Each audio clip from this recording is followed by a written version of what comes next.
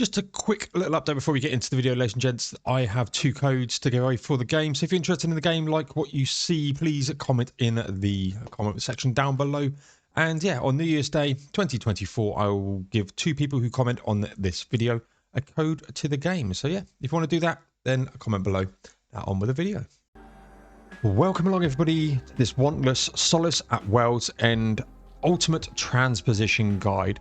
This guide is going to give you everything from the basics on how to move around the map to what you can expect on the map, how to look for rewards, pick the right person to go and transpose, understand damage types, understand what happens when you disconnect, what happens about memories and all this other good stuff, understand what the afterthought is and every bit that needs to go on the afterthought and all of the areas, plus all of the statuses that I think are really important and needed to know, plus going on around some of the combos that I used for my playthrough, which at this moment in time is at the end. I'm in the end game, and also talking about that late game, post game stuff that you can expect as well. So just a complete picture of the game, and it's a game that I've loved, enjoyed. I want to give as much exposure. It is brutal, which is why we've got this guide. Let me know in the comment section down below if there's anything I've missed, anything that you feel other people should know. Really like and get a collaborative go on this guide, because yeah, it's been a doozy. It's been a really good game, and yeah, it needs a lot more exposure. Before we get into more specific battle details, there's one thing I do want to touch on first, and that is damage types. So there's 4 damage types in this game. There is grief, which I've highlighted in green because it's green in game, fear, which is highlighted in purple, and it's purple in game. Then you got the red, pain damage, and then there's a 4th type, pure damage, which is represented in gold. If I bring up aerial here and then come to effect and this strike, you can see here I've got the fear damage and I've got the pain damage. There will be enemies that are weak to pain, fear, and or grief damage. Some enemies are weak to pure damage, but we'll come on to that in a minute. So you think grief, fear, and pain, they're like you're opposing sort of elementish type things in the game, not 100%, you know, if someone's weak to grief, it's not strong against pain and, you know, and all of that stuff. But they tend to be weak to one or none. And if they're weak, they do tend to have some strength in the others. But grief, fear, and pain tend to be like the core damage. You'll find them on most abilities. Pure is its own separate thing, and I wanted to just touch on that before we progressed too far forwards. So if I bring up the dash, again, this is literally straight after the tutorial, you get access to all of this. If I bring up the dash here, and you can see here, telekinesis, push, repel. It does minuscule pure damage. Now, what's so unique about pure damage is that it deals direct damage to the enemy. It bypasses any shield that they may have. So if an enemy has 1,000 health, 1,000 shield, but you can do 1,000 pure damage, you don't need to worry about the shield. It just takes away the health and it will die. Now, sounds really good, but it also does have a negative, and that is, say, them same examples, it has 1,000 health, 1,000 shield, and you do 999 pure damage, leaving it 1 health. If you only have grief, fear, or pain damage left to do, you will then still need to get through that shield. So you do need to be careful. Pure damage is, you know, my preference. If I have pure damage on something, I will always take it. But you need to be mindful that if you can't kill an enemy outright, or they have a status effect called tenacious, which is basically like you clear their health down to 0, it gives them 1 extra sort of bonus health to come back with, something like that, then you're going to need to get through all of that shield as well. So just like to be mindful as you go through the game that you've got them 4 types that are on the screen at the moment. So let's move on to some more battle specifics. Okay, so you've gone into your transposition and you have your objective in the top right. In this case, we've got abscise, the patience, a lesser regret. And this is the sort of the standard battle that you do. Now, I have a separate section on what all of this means, but I want to go through some of the basic controls first. You can see down the bottom here, we've got 1, we've got 2, and we've got 3 on the skills. Can't do it at the moment here, but you can push 1, 2, 3 on your keyboard and you'll you can select them skills. You have all of your statuses on yourself along here, along with your health, and if you have a shield, it appears just on here. So there's them. Let's sort of move on. But what you can do is you can click, and it tells you where, you know, this is where you're going to go. Double click it, and it will move. But things change slightly when we get into a battle. So let's get in there, and we've got this lesser regret to do. So literally one of the first things you'll ever fight in the game. Not really spoilery. You get a an overview of what is going to come your way. So it gives you some blurb around the backstory of why it's lesser regret, and as they come on, they're really, really good, well thought out passages, and take your time to read them. The devs have done really well on that. But you get permanent toxic stack, spawns enemies, terrain soiling, poison, and a cannibal. So it will spawn some enemies, it will then eat them to get better. So let's just take a look at this map. Let's zoom out with it. What have we got on the screen? We have this. So you've got these blue ones. You've got one here, and there's one here. They are memories.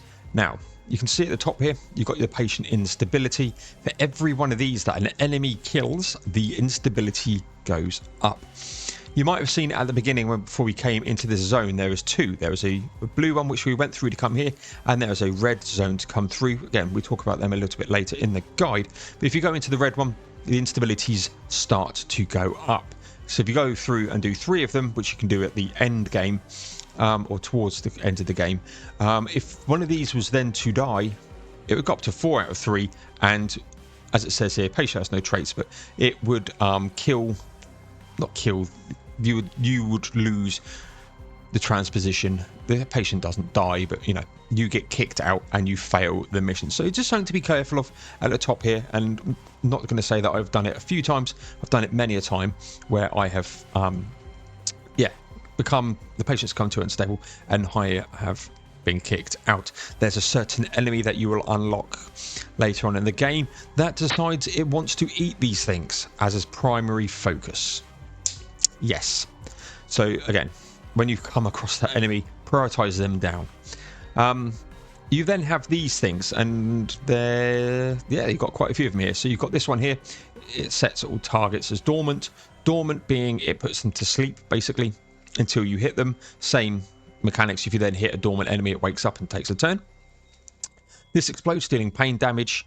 Just spoke about the different types of damage. So that specifically does pain. That one specifically does fear, and there is one that does grief. There's also a one of these that does something like sludge, which then puts some stuff on the tile, and it makes it so it costs 2 AP to move instead of 1. What am I talking about here? So as you see here, this is me at the top. If I was to move 1 tile there, that 1 indicates it's going to cost 1 AP. All of my AP points are down here at the bottom. This is 2, 3, 4, 5, 6, 7, 8. Now, one thing to note, and where Wantless again shines for me, is for every AP that I spend, or we spend, enemies do the same. So if I was to move 1 here, they would get 1 AP. They would get 1 AP. If I was to do all 8 across to here, for instance, they would get 8 AP. So if you've got a room full of enemies here and you're all spending 8 AP, well, I'm spending 8 AP, they're all going to do that. So when you've got a room full of enemies, you need to conserve and think seriously about the strategy behind what you're doing. Spending all 8 AP in a turn isn't always the best thing to do. So that's AP. You've obviously you've got your health here and status effects down there. You then have this thing, which is called awareness. It probably says toggle if I come over it. This is awareness anyway. Yeah, kill enemies to gain awareness. At the beginning of the game, it has one purpose and one purpose alone. This is what resource you'd use to revive. So the first time you revive, it costs 1. The next time you need to revive, it costs 2, and then 3, and then 4, and then 5, so on and so forth. If you ever get, if enough AP in a run to cost 5 to come back, then well done. I think the best I've ever got to is 3. So this is like what you'd need to use to revive. There are skills and abilities in the mind tree, which we'll talk about a bit later, that allow you to gain awareness a lot quicker. Gain awareness by doing actions, by killing things, so on and so forth. So the more you kill, the more awareness you get, the more actions, the more times you hit things. This all builds up. So that's that. A couple of things then. We've got the boss, and the boss is at the top bar, as always at the top here. And we have a wretch over here on the right hand side, who, as you can see here, has that negative fear trait. How do I know it's fear? Because I played the game a lot. But if you push Alt on your screen, you can see the little magnifying glass comes up. Click on the enemy, and then here is the detailed because it's not very detailed because I haven't unlocked much in this, but as you go through and kill the game, so I've got a whole section on the Transposer Log which details all of this stuff, but as you go and kill stuff, this all comes, and you can see here killing it gives me 10% awareness, 3 XP, and it has negative 20% fear damage but 10% pain damage resistance. So the abilities that I do, if it's 100, base 100 damage, if I was to try and do it for pain, it would do 90 damage, and if I went for fear, it would do 120. So far and so far, there's grief and there's pure. If it's got any status effects, it would have them down here, and it's got the shield and awareness up here, and then you can see abilities that they have. There's 3 abilities that I haven't got unlocked, but I can click on this and it does moderate pain damage, range of 1. Whenever you see the word range, it is literally 1 would be here, so it has to be right next to me to do it. 2, I could be here, but I could also be here. So it's, best way to know if you're in range is try and move there, and if it's like range of 4, it's wherever you see the number 4. That's the range of 4, and everything within it you can do. So that's awareness down the bottom. What it can do is it's not just the revive mechanism. Later on in the game, you can use this to supercharge your abilities. And it's that double-edged sword around. Do you want to save up and use it as a safeguard just in case you die, or do you want to nuke down an enemy? And I think it's like 50% extra boost to, it's like putting a 50% power onto an enemy. My rough guesstimations, haven't actually seen any of the text or stuff behind that, but from my own playthrough, it's around about 50% extra damage that you could do. But damage isn't just raw damage out. So if you've got some abilities that do damage over time, there's one called Fragilize, which we'll come on to later on in the game guide, where every time it gets knocked, or every time you do damage to it, it does more damage. Then there's something called Wound, which means every time it moves, it does damage. If you're using the ability that applies that, they get amplified by 50. So if you're doing the wound, so it moves, say it does 10 damage normally every time it moves. So if it was me with this wound damage on, for instance, and I'm doing like the 8 here, and it's 10 damage, that's 80 damage across. If I had that supercharged awareness on and it did 50% more, so it's 15, then that's 120 damage that journey would do. It does do some really good stuff, and when you get into poisons and all of that other stuff, and you plonk them all onto the same ability and apply them all at the same time, it can ramp up really well. So yeah, double-edged sword. Do you want to use awareness for revives, or do you want to supercharge your powers? That's good. You've also a couple of things here, so you can toggle details. So how much HP have they got? Where are they? What are they doing? So if you're ever struggling, you can do that. And then you've got the center, brings you to the character. Pause menu. Inventory is, here's the revive item we've got here, plus anything you've picked up. And then the combat log, it just tells you what you've done. So that's the general basic overview of what it is. Now, something I haven't got, that's not in this bit, is tile effect. So obviously I've got, if I move here for 1, excellent.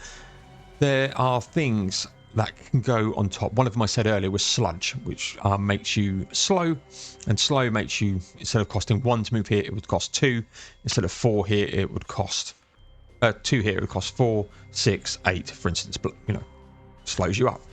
There's others that as you cross them will put poison across you, and the game is really good at telling you. So if there was if moving to this place, if there was a tile effect on there, it would showcase to you, it would give you an indication on the screen that there is a tile effect that you're going across.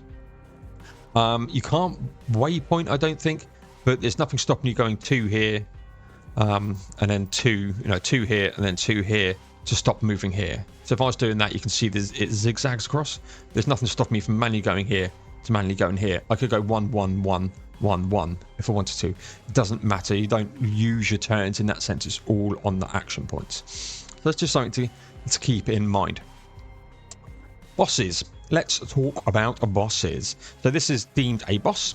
It has a bar across the top. Not all transpositions end in a boss. There's some that want you to go out and just do memories, get these memories. This one, by the way, just to look at it, it's a pure memory, cleanses temporary negative effects, and this one restores 4 AP. Again, these ones are pretty decent, but yeah, you can get memories. And there's certain things like there's some that go kill 8 wretches or something, so there's not always on a boss. But let's talk bosses. Bosses generally have more HP. Don't actually yeah, 45 to 400. Right, so yeah, a lot more HP. They always do. They have a bar here, and then there are some abilities. So I will skip over to here if I can. What's the DAT range on this? Okay. If I come to here, so I'm right next to him now. I've got 1 AP ability left. Okay. Well, look here. You've got a line across the top there that says 2, and then a hourglass that says 0. Hourglass is the cooldown, so I can use this without cooldown, and that dash correlates to these dashes, which are the action points. So I need 2 action points to fire this off, and this off. This has a 2-turn cooldown. To pick up this memory, it's going to cost me 1 AP, but it does restore 4 AP. Boom. There we go. Now, important things to note is I've spent 8 AP now. 7 to get here, 1 to get that, but I've got 4 AP here. They also have 8 AP. So as I was talking about earlier, understanding when to use things and when not to use things. And I say, when it comes to some status effects, there are things you can apply to reduce this number. So there's a status effect called days, for instance, that stops you from 2 or potentially 3 AP from being used. So you can use 8, they'll only get 6 or 5, for instance. So that's going to hit that. But as you can see here, I've got this repel, which pushes the target away for 5 times, doing minuscule pure damage. Let's bump him. Right, you've seen there, instability, and that's gone up by 1. That's what I was talking about up there, around if they get damaged in any sort of way rather than you getting them, you get instability. And if I was 3 out of 3, I'd have just lost and have been kicked out, and you lose all of your XP. You don't lose all of the stuff that's in the item inventory here, because I picked up this, which was the one that was here. But I've missed out on the one that was there. But he's now got instability. What does it mean? Increases all damage by 25% and all resistances by 15% per stack. And there's no number next to it, so that is permanent. So yeah, really, really bad thing to happen. And it is, if you just hover over him here, you can look now. Look at the resistances. They're up by 15%. So that's magic and physical. So hit damage and affliction. So affliction is your poisons and all of that stuff, and your hit is just general damage, the fear, whatnot.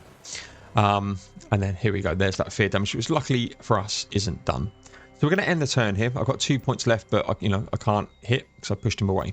Let's see what happens. But there are things, so I've pushed him here. If we do it too much, there are going to be status effects. So for instance, you can interrupt and you can keep knocking people away and away and away and away.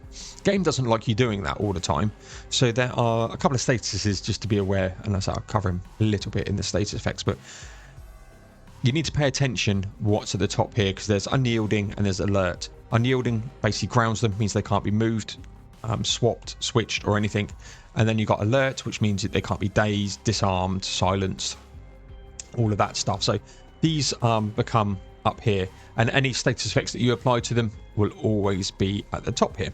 So let's end the turn and let's go into their mode. He's now doing rethink, which is ability, and that spawns someone and intoxicate.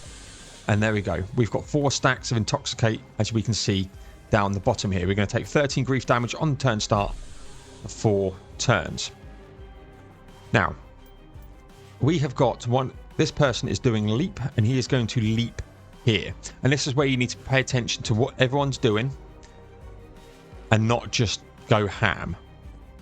You're leaping, you're going to go there. If I was to move to here, I can't hit anything, but that would stop him from leaping. He only has 1 AP left. So we're going to come here and we're going to punch.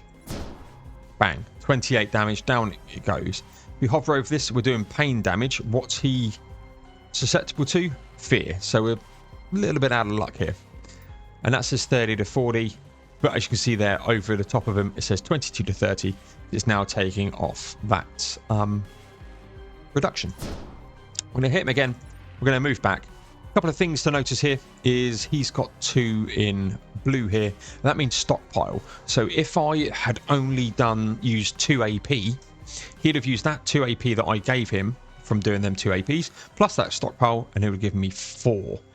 Because he's got 2, anything above 6 that I would use, he's at 8 anyway, so you might as well just keep going. If they stockpiled 4 and you use 4 AP, they're going to have 8 AP anyway, so you might as well use that extra 4. It always goes up to 8. They will never get more than 8. You can get more by, as I say, picking up the 4 AP there, and there are some abilities that give you more AP. But just to remember, when you see these blue ones, that is what you need to do. Going to end a turn again. He's going to come, and he has just swelled, so that has increased his max health. Intoxicate, it's fine. This guy's going to try and leap. Can't, and failed, so off he comes. And this guy is now going to come next to us. This guy has 60 health, and you can see that I'm only going to do 22. So let's hit him. 27, 27, and dead. Now we've got this tile, which is why I wanted just to showcase this too. Allies inflict, if allies, which is us, if I was to walk over it, we'd get intoxicate, which is what we got at the moment. So you get grief damage on turn. Because you've got 3 here, we've got 2, sorry, that means we're getting double. So that's why it's now at 31. If they're to put intoxicate again, that would be up to 3, and it would go again and again for 3 turns. You picked up a swell, didn't you? Yeah, I don't think it's shown it. So that they can get swollen, which means they can get extra HP, they get healed, and all of that good stuff. So let's just do this, and we're going to knock him back. And now, because I used all of my AP there, it instantly went into their ability. So if you think, oh god, why the enemy just suddenly attacked? It's because the moment you use all of your action points, you're done. And there's that swell. And we got intoxicate again.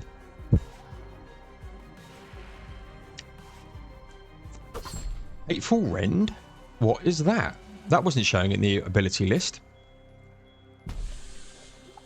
It's come again, yeah. So we've only got Rend, and because we haven't, killed enough of them, Hateful Rend isn't going to be shown. But if we were to kill more and more, Hateful Rend would come in here, and you would see what we would do. I am now going to just move over here. So I want to showcase a couple of other things before we move on to other places. So let them come towards me. Let's just move here. And because I only used 1, they can only move 1. So there's a couple of things for that before we die.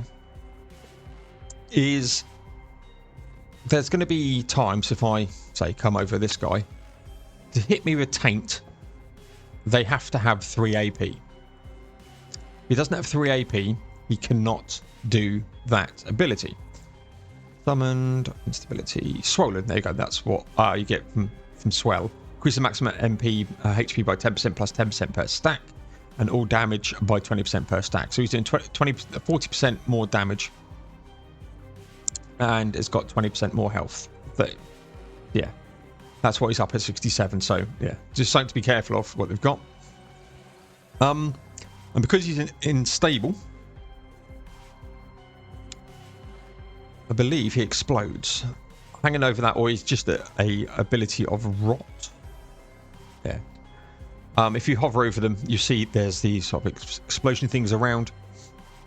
That means when they die, they are going to explode. One thing I want to showcase before we wrap up combat basics, and we're not going to kill the boss or anything, is these tile effects, so this one that's dormant, you can bop them. So if I now hit it, boom, you can push him. And he's now dormant, and as I said, dormant means that will wake if damage is taken. It's like a stun. Even though there is a stun status, yeah, you've got dormant there. So you can push them to enemies, you can push enemies into them. Same type of thing. And I really should have, when we started, I should have moved here to go that way, but wanted to pick up the 4 AP there. But that's like the general overview of what they've done. Once this guy is dead, this map is done. So once you've got a named boss, once the named boss is dead, these will all bugger off. If it's just something like kill or get rid of X amount of enemies, once this is done, the map is done. If you've got to pick up 4 memories, you go 1, 2, move to another, kill all the enemies, move to another map, 3, 4. As soon as this objective is done, you get the ability to extract out. You don't have to kill everyone unless you're on a floor that you can't complete the main objective on. Hopefully that makes sense. So let me just recap on that one. So if the lesser regret was in a different area and I couldn't, this didn't have a lesser regret in it, I would need to kill all of the enemies in here to then move to a floor that has the lesser regret in. And then once I killed the lesser regret, you can then extract out. So you do not have to kill every single enemy. And that's really important to know, because many times I save my bacon in my playthrough, because you just go down, if you come into an area and you got, say, the memory one, and you've only got to collect 1 memory and you're like this much health left, you go, oh god, you can just zip right next to it and bang, click on the memory and it's done. You haven't got to kill anything. You miss out on that XP, of course, but you get out, because if you don't get out, you're not getting the XP. So yeah, there's something to note. Because I've misplayed this so badly, this is like unwinnable at this moment in time. I can't move up and kill him, so we're not going to end here, but there is more coming for this guide. As I say, timestamps, everything there. So yeah, that is the general basics of a actually no, I have failed. I've missed something. Let's die. So I want to talk about disconnections. Come on. So as we come here, down we go. There's Taint. Lovely. Intoxicate me some more. 81 damage. And 74. There we go. So we've died and we've been disconnected. Now, I would lie. The first one cost nothing.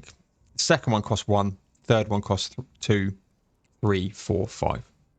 Sort of lied to you earlier.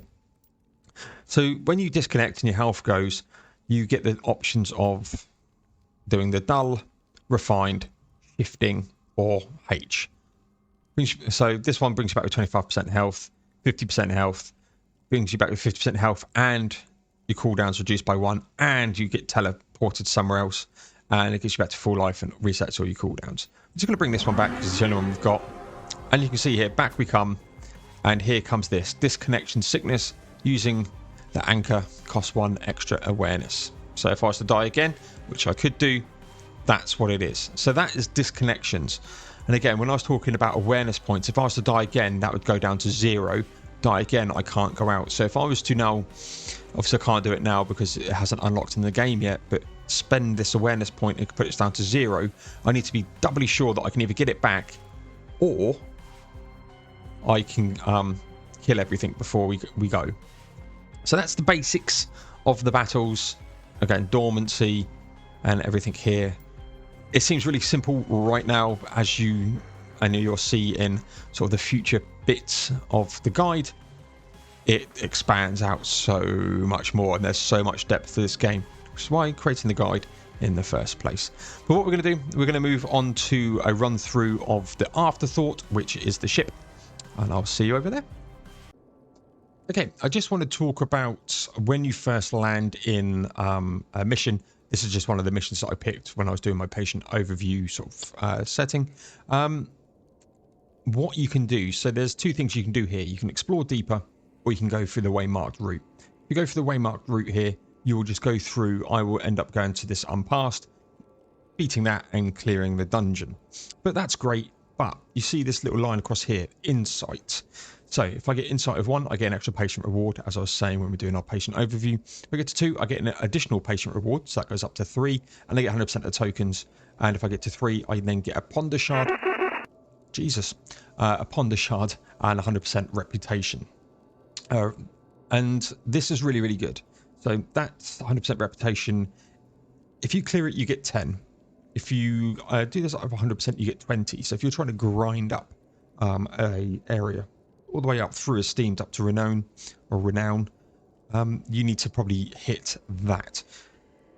Still some debate in my head whether or not it's quicker just to keep churning through, like if I went into this unpassed, then going and doing a couple of dungeons deeper to get down to there. If we get to 4, we get another patient reward and 100% XP, which is good if you want to level.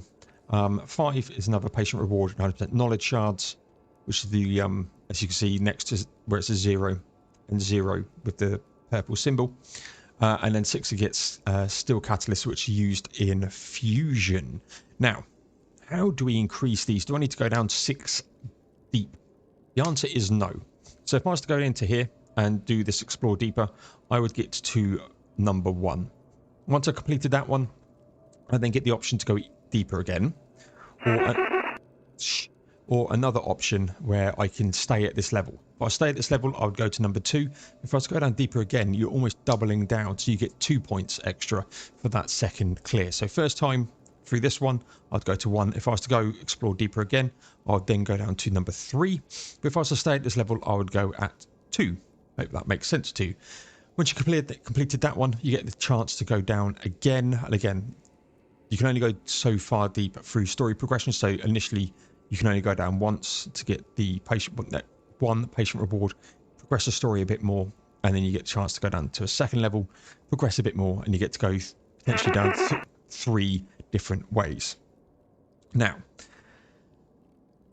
it increases difficulty every time you go deeper, which is why I come back to ones. Is it quicker just to go through to the waymarked route and do 2 dungeons that way? Or while we're here, just do 2 dungeons this way and then do the waymarked route? I will always err on the second time of going this way, because this one I've got to kill a named specific enemy. There are some of these objectives where you need to clear or pick up 8 memories or 6 certain enemies you need to kill. You can pick these up here, and where that little eyeball symbol is, there's sometimes a symbol next to that that tells you your objective is in there. So you're going to be clearing your objective and just going through here. But yeah, that is sort of the base, sort of bit more advanced as you drop in on using insight. So just to recap, if I was to go through and just do this waymark route, I would get 0. If I was to come down here and do explore deeper and then go to the waymark route, I'd get 1.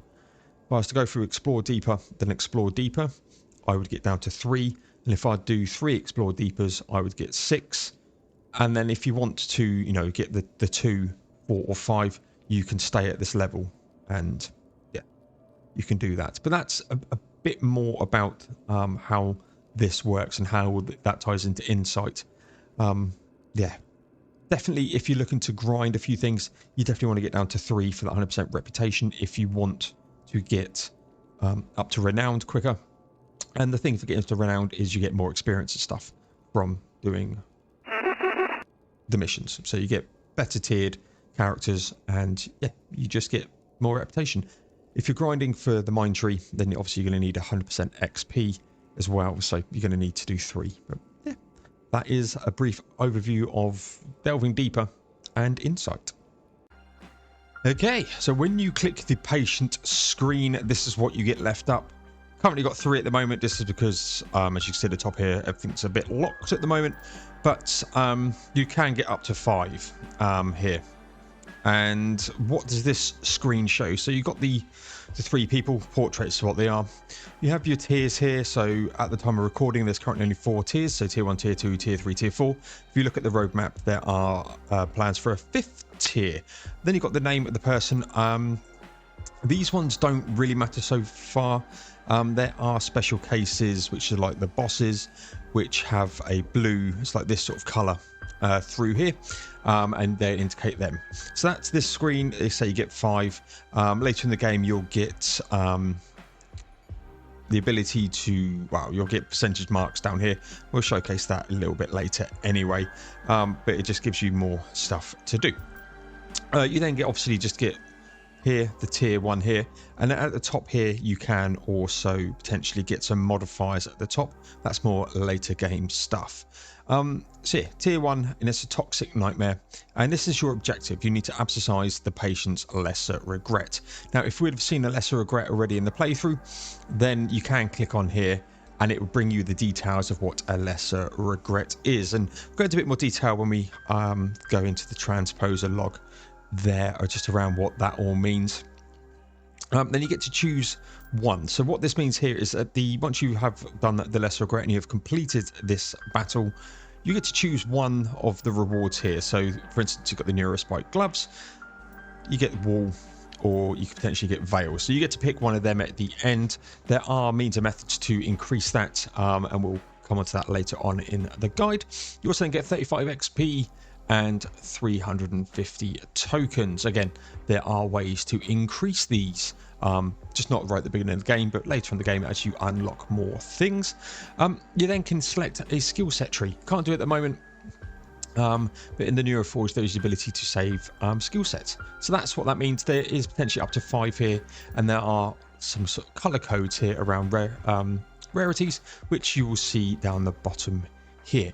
I will just flip over to my actual main save that I've got, just to showcase that in a different level, so you can see some of the other things that I've just said. Okay, just nipped over to my actual main account that I've used for my whole blind playthrough, and a couple of things here just for the patient one. So as I said, there's the 5, and you've got the different colors here with the ones down here. So rare patients spawn chance depending on reputation. My reputation here is esteemed. I'm in a place called the Misty Hamlet. Not going to give you any more details around that, but this is Endgame, so I've completed the current final boss of the game.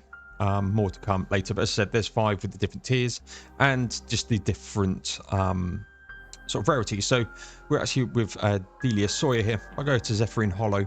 You can see, bang, she's an epic patient. What does epic patients mean? Look at the XP here, 2712 against 623, tier 4 and tier 4. Don't worry about the things like haunted and whatnot. That's just sort of thing, post-game things. Up here, so the healing power is reduced, increased item rarity and confident. As you go into the higher tiers, these things start to appear, as I said. And yeah, and you can see here, you get the unpassed. So you can click on this. I'm not going to because it's a bit of a spoiler. You can sort of click on this to get an idea of what you're going to face as an end point, not necessarily the enemies around it, but what you're going to fight as an end. And in selector skills, I have a boss generic sort of setup, so I do that. Not going to worry too much about enhance. You can just increase levels, which increases difficulty, and you get more rewards. But yeah, this is what it means, and I'll come on to it when we talk about the map a bit later. But yeah, you increase your I'm esteemed here, so I'm 0 out of 300. If I get to 300, I will get to renowned, and yeah, it just increases these chances of getting better people with better rewards. So yeah, that's patient overview number 2. Okay, ladies and gents, welcome to the Afterthought. This is our boat. This is what we use across the map. It's our central hub. If you play something like XCOM, it's like the ship. Just your central hub that you come to every single time. At the top, you get what my current levels are. And again, this is post-game stuff, so don't worry about that too much, but there's nothing really spoilery there. Couple of things you get: map at the top, equipment, mine tree, neural forge, patients, dealer shop, and transposers log. You also can click to the patients here. Again, patients we've already seen in sort of other bits and bobs around here when we're talking about our investigation overviews and everything what you come. You then have got the neural forge, which I'll do its own little separate one on. Equipment, which I'll talk about. Your mine tree, which is a skill tree. Dealer shop, your map, and the transposer log. So we're going to start off with the neural forge. Welcome to the neural forge, a place where you're going to spend a fair bit of time in your playthrough. Why?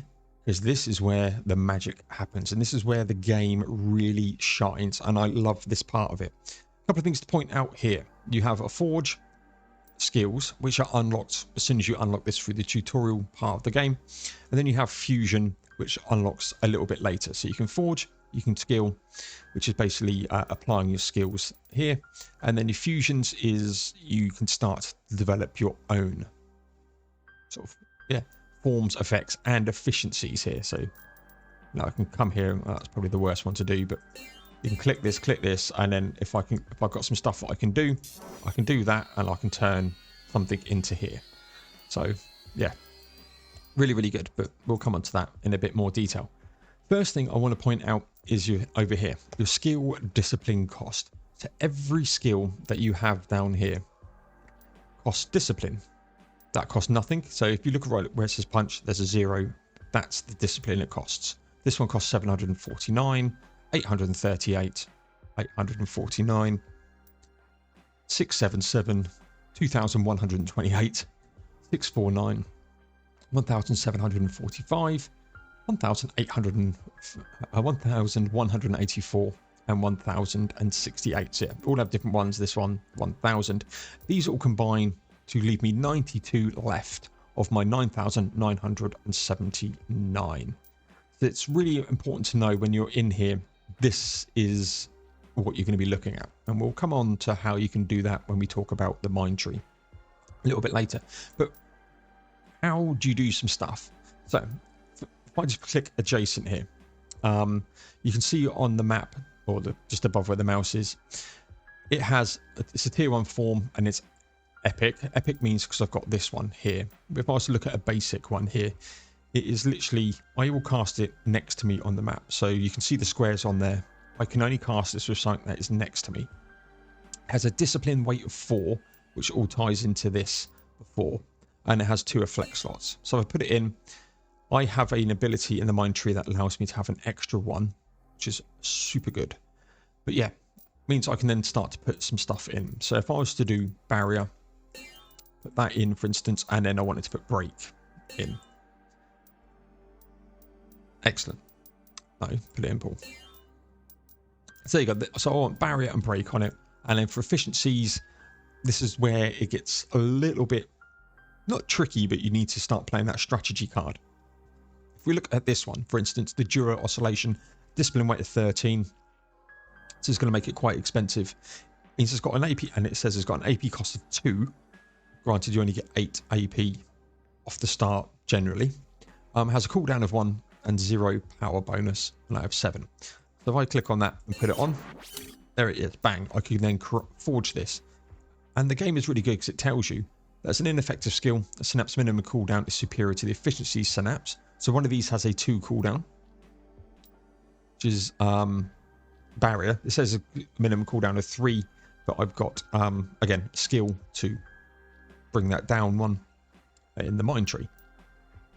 So yeah, it's inefficient because that is at 3, technically 2, and this is on a 1 cooldown. So what we're looking for is a 2 at the end there. So you go, okay, cool, maybe I want to put this in instead, because that's 3-3. So it turns it into a 3, but you know, it's not too bad. And it says multiple targets selected, single target skills with different effect targets can never apply all at once. So what does this mean here? And this is why I selected these two. This one here is going to target allies. This one here is going to target enemies. And it's a single target skill. So it's either or. It doesn't mean you can't forge this one. All it means is if I was to equip this skill, I'm going to target an ally who is 1 slot away from me. I can put a barrier on them. Or if that was an enemy, I can decrease their hit damage resistance by 29%. It's really, really good. So if I then was to forge that, boom, I get the breaking bulwark shock. Absolutely brilliant. And there it is. And if I was to click on it, it's now showing that my equipped skill exceeds my maximum discipline.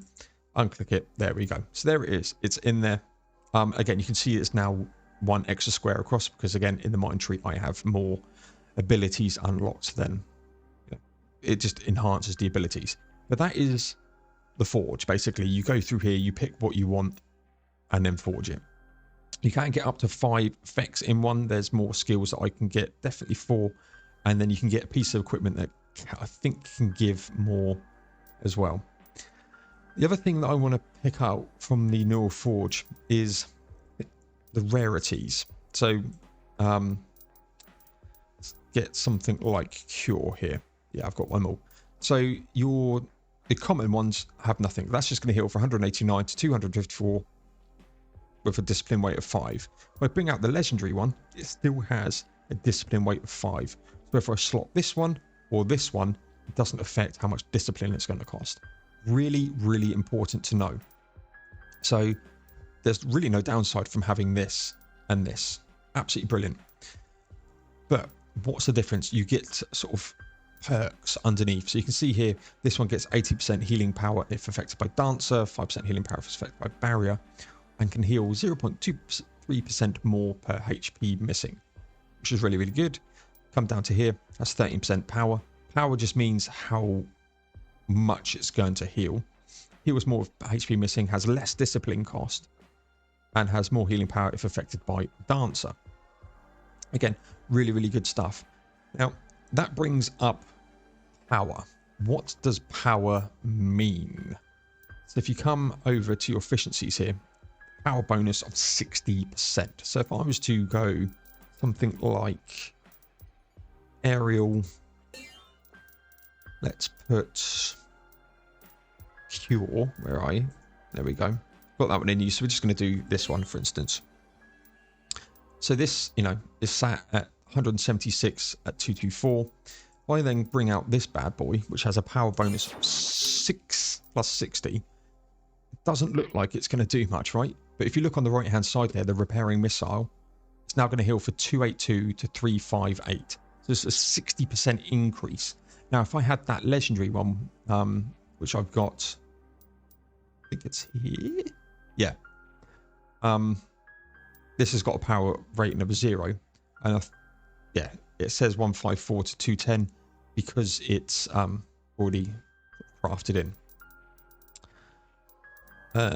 So let me just get rid of that. So let's just go and do that again. So we're going to do, say, aerial. Doesn't really matter. Let's do cure and efficiency of 60. Look up here, 110. So if I wanted to do a mass heal, because 8 AP 0 cooldown, again it's telling me that it's inefficient because of cooldowns, I can then go and heal 359 and 487. And this is where this game takes off. It's really, really good. Mixing and matching all of this stuff to try and work out what's good, what's not. I haven't really found a massive use for 8 AP cost stuff. If I come into my skills, this is what I use as for general. They're all generally 2. With just cooldowns, this one has 4 because I want to do more stuff with it. But they're generally just 2 AP cost because you want to try and be more versatile. If I had an 8 AP cost item in here, it's the only thing I could do. So just something to be a bit mindful of. But yeah, it's literally a case of mixing and matching. As you saw, if I was to put this efficiency down, it's telling me I'd be 89 short if I was to equip it in this slot here. Doesn't mean I can't forge it, I just can't equip it. So yeah, you can tweak that. You can bring it over here like we did with this one, and then go, oh, I don't want that. I want to take this one off. And happy days. And I need to remember it's that one. Yeah, so you can mix and match between them, and you'll spend ages in here. And if you're struggling with a boss or a type of enemies, and you know what type of damage that they're weak to, you can come in here and yeah, if I go down to say the strike abilities, you've got here, this one does pure damage, this one does grief damage, this one does pain. The purple ones, yeah, you can grief, pain, fear, pain. You can come in and go, right, I actually want to swap that in. I want to build with this. I want to put, say, fragilize on there. I want to put strike on there. I want to do a teleport heal, which is one that I've got. I've actually got 2 teleport heals, because some bosses demand you to be really going across, and I could put flow on, but that's different. Yeah, you go, do you know what's my problem that I'm trying to solve, and you can use Forge to solve that problem. Let's say for these ones is I want to teleport. I can cut 8 spaces away. I'm thinking, actually, while I'm doing that, I could also heal while I'm doing it. So if I just need to top up my health, I'm teleporting anyway. Cost of a little bit extra of my discipline, I can heal as well. And you can mix and match and just make some absolute bonkers things. You could put that barrier skill on that we talked about earlier. You could put wall on so you get a shield increase. I think I've got that, yeah, just on my general heal that I put a shield on myself. You know, I've got a temporary damage over time, cleanse. I could do that while I'm teleporting. So much good stuff that you can do, and it's just playing around, making sure you can balance off your discipline. Yeah, something you're definitely going to want to familiarize yourself with. Mix and match, go in with what you can. If you know, it will tell you if there's certain things that you just can't put together. I do this, just random stuff. It will just tell you ineffective skill. And that, literally the only thing I can't do there is the minimum cooldown of this is there. And that's with next hit damage within this skill is double damage. And I put down healing reduction for them. But I've got 2,000, you know, costs a lot of discipline. And that's what these basically mean. So this discipline weight of 13. If you know, see that's 2,120 in the top right hand corner. I was to take that off and put something like Cure 1 in, which has a discipline weight of 4, goes to 449. So the lower the discipline weight, generally the worse skill it is, but you can use more of them. So it's just balancing out what do we need, what don't we need. Do I want to blow all of my discipline on one skill, or do I want to spread them out? And I've got through the game generally by spreading them out, but I'm now starting to think, actually, I want a high, like a 4 AP cost with a higher discipline rating that I can then equip. Like, still got it. Yeah, this one. I put that on. You can't see it from down there. It's, yeah, big pure damage, intoxicated press and fear, big stuff off a big wider area. And I've got the down as an 8 because I've got, as you can see at the top, which is above where it says effects, -1 AP cost per affliction stack on affected enemy. I can currently, with my setup, put 3 afflictions on, so that takes it down to 5. But I still get the power output of that 8 AP. Power increase 110%. So yeah, it's a really, really good one. I can probably showcase that here a bit better. Yeah, so AP cost of 8. But it goes down to, yeah, 5, sorry. And I get 110%. So it's a really, really good synapse efficiency. But it only goes down to 5. I can probably get that down to 4, which is what I'm trying to work on before I use that more. So yeah, mix and match. Work out a problem that you want to solve and then fix it using the Forge. And again, the fusion, just to touch on that, is, no, I could, don't think I can upgrade that. No, poor choice. If I do cure here, I can get up to a cure 3. It says cure 3. I can put it up to uncommon. While I'm not using it, let's just do it. You can see here it's going to cost 10 of them shards. I talked about that earlier in the I've talked about that in the dealer's shop section. Boom, there we go. And what have we got here? It heals for 239 to 320, and if healing power if affected by barrier. So if I have barrier up and then I do this, it's 12% better. And if I then, I could transform that into an enhanced fusion recipe if I've wanted to. And I don't have a whispering catalyst here. The shadow fusions, that's proper late game stuff, so we're not even going to go into that in this sort of basic sort of guide. Do a more advanced guide if needed. But yeah, that is Neuroforge, what it is. You're going to spend a lot of time here, and I recommend, if you're not spending a lot of time here and you're having some issues with the game, spend some time here, generally with the Forge, play around with what you can get. A couple of notes for this is, if you click on this one and then start to do it in Forge, be careful because it'll overwrite it. So yeah, don't overwrite your skills. That's just not darts. Yeah, even if I did this now, it will overwrite it. So just don't. come in and do it. If you want to come in and say, actually, I want to put, instead of this pure damage, I want to put grief damage on, absolutely fine, save it, bang, it's done. But if you're just playing around, put a pillar totem in, for instance, and, you know, an effect, bang, and just go, right, what's this doing? Blah, blah, blah, blah. One final thing that we're going to talk about on the Neural Forge is the simulator. Click on the simulator. Again, this is something that opens up when the fusion's done, I believe. I can't quite remember when this unlocks. But you go in and you go, right, what do I want to do? I want to set up what I want here, and then I can just use my skills as willy-nilly as I want to. You know, if I want to teleport, I can teleport. If I want to put my totem up, I can put a totem up. You can, yeah, go in and go, right, what am I trying to do here? Make it end your turn. It does what it needs to do. They do their stuff. And you can just play around and go, is this giving me what I want it to give me? So I could stack up some more status effects on here. And again, if I ult on there, you can see that it's heals fully back, it's at 0. But I've got grief, intoxicate, and oppress on there. Play around with it before you take it out onto a transposition. I've done that before and gone, oh, this doesn't work. Like I've done some stuff with some of the summons and taken it out there, and it's just not worked. And then I've lost that transposition and lost that reputation because of that. So make sure you're using the simulator. It's really, really good. And then when you want to do, just extract out. And yeah, you're back here. So that's really good. If you like a set of skills that you got, don't forget to save it. You can edit it here as well. If you want to drag a skill there to edit, I can't edit my punch. And if you want to disassemble it, like the one we just done, it's gone. So yeah, that has been the Neural Forge.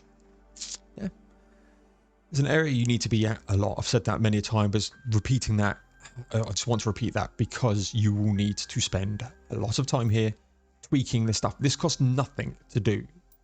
So doing all this stuff costs nothing apart from your time. So yeah, up next, we're going to talk about equipment.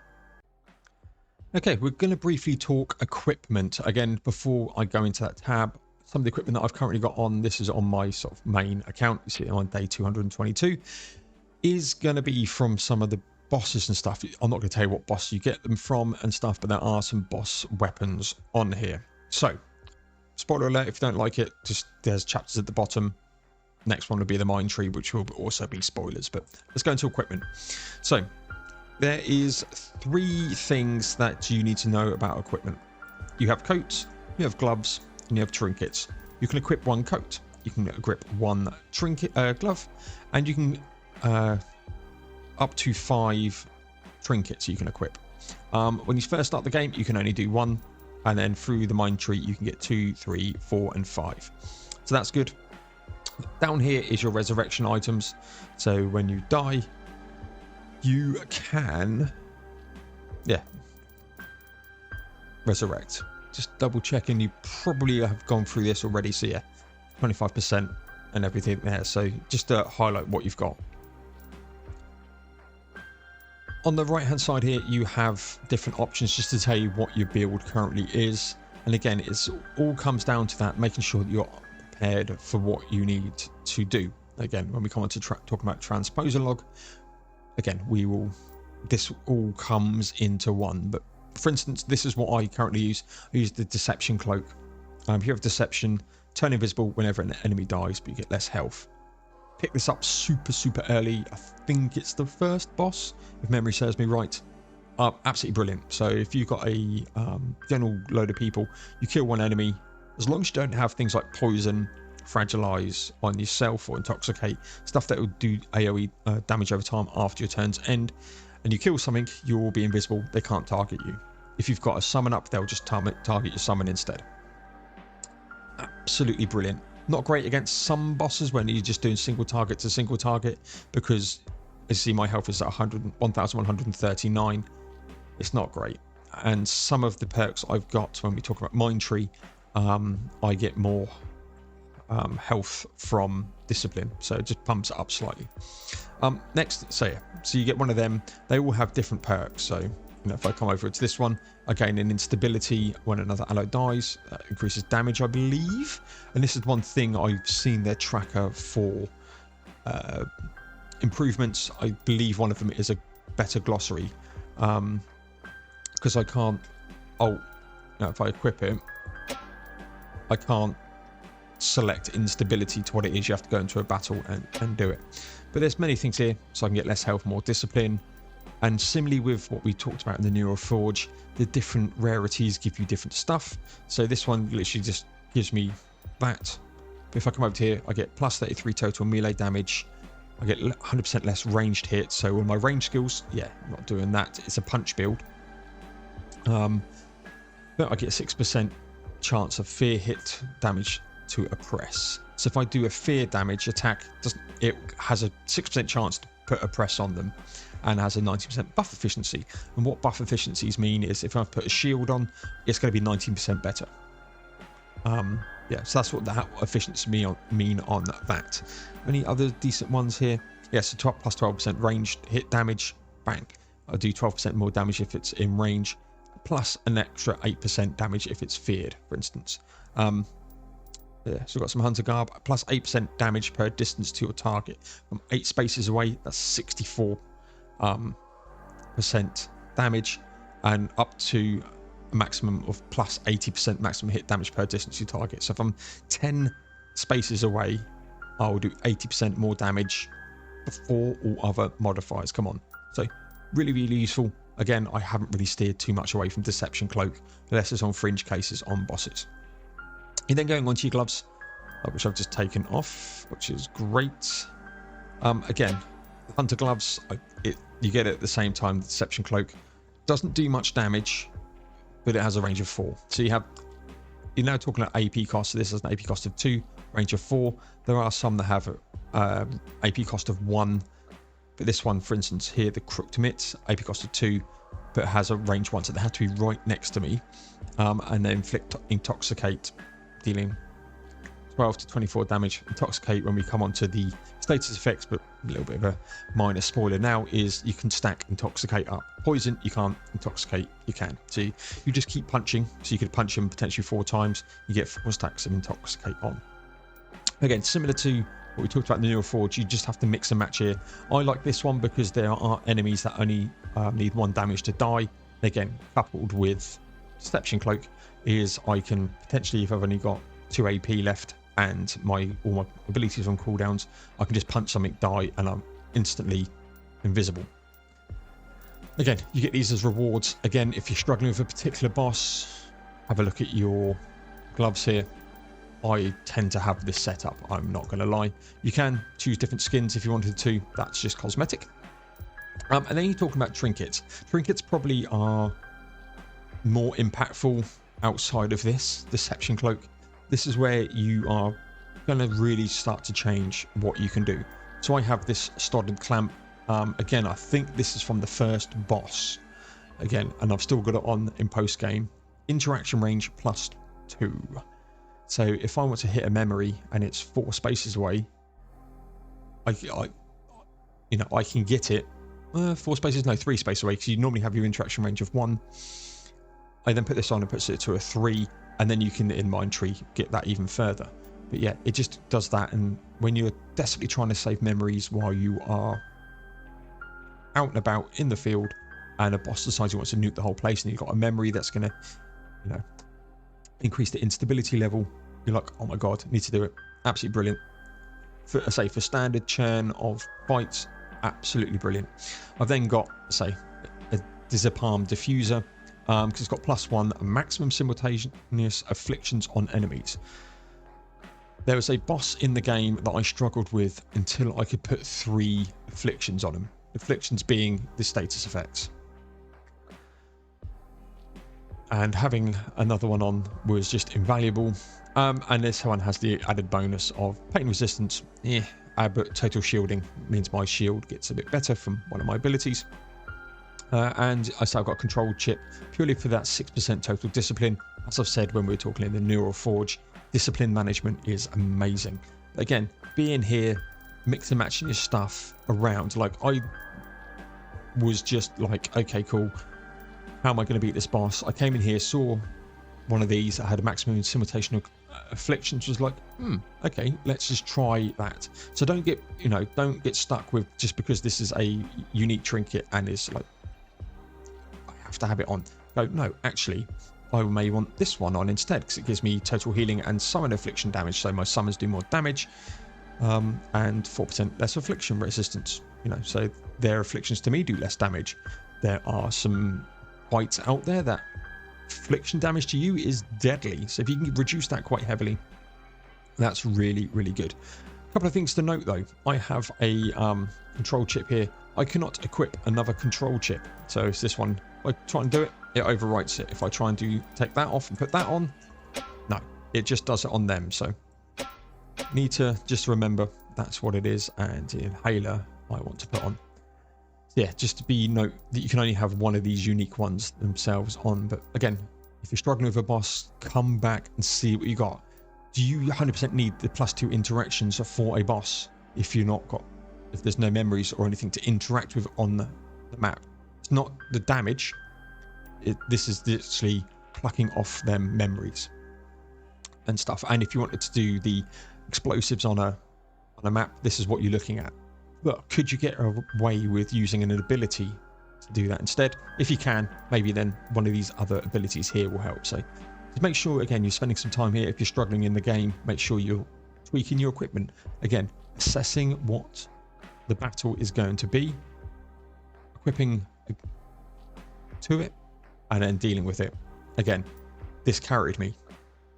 This is a little hint. This carried me for a lot of the game because in fights where there's multiple enemies and some of them have like a really super powerful enemy and some fluff around the outside, kill one of them, super powerful enemy can't kill you. Granted, there are some abilities that can bypass that, but for their general attacks, yeah, they can't hit you and you can just chip away.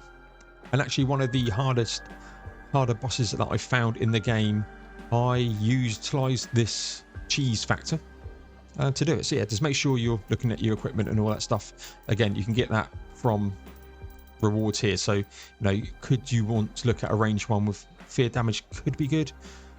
Is this 30% range damage better than what you've got? Go and get it. Don't always focus on synapses and effects. Sometimes equipment is really, really needed. So that's equipment done. Up next, we're going to do the mind tree. Yeah. Okay, ladies and gents, we are now going to go to the mind tree. Again, minor spoilers in the mind tree. So if you don't want to see any spoilers, then please just don't look at it. But here we go. We are in the mind tree. This is your skill tree. Now, one good thing about this one is as soon as you unlock the ability to get into the mind tree, you can see every single ability that there is in the game. So that's why it's only a minor spoiler at this stage. You start off in the middle here and you have to work your way out. There are these little red squares or red rhombuses that can be broken using a dull mine key, and you can see at the bottom of the screen here you get dull mine keys, precious mine keys, and master mine keys. Can be spent to unlock level 3 mines. I haven't seen a level 3 mine, so there is that. Precious, yeah, I don't know where they are, but I think they probably come. Oh, there it is, precious mine key. So I used this one here. Oh, that's precious. Yeah, I don't know where the mastermind key is. Anyway, doesn't matter. There's your keys down the bottom. You get these from boss progressions through the story. There's not a lot to say about this, rather than you can only, you start off in the middle and you have one of 4 things to do. And yeah, you just need to go out and go, right, I want to come over and do this. There are a couple that I just want to point out for you. Up towards the health tree, so you go into the health tree and you come around, you want to grab tenacity. You are tenacious.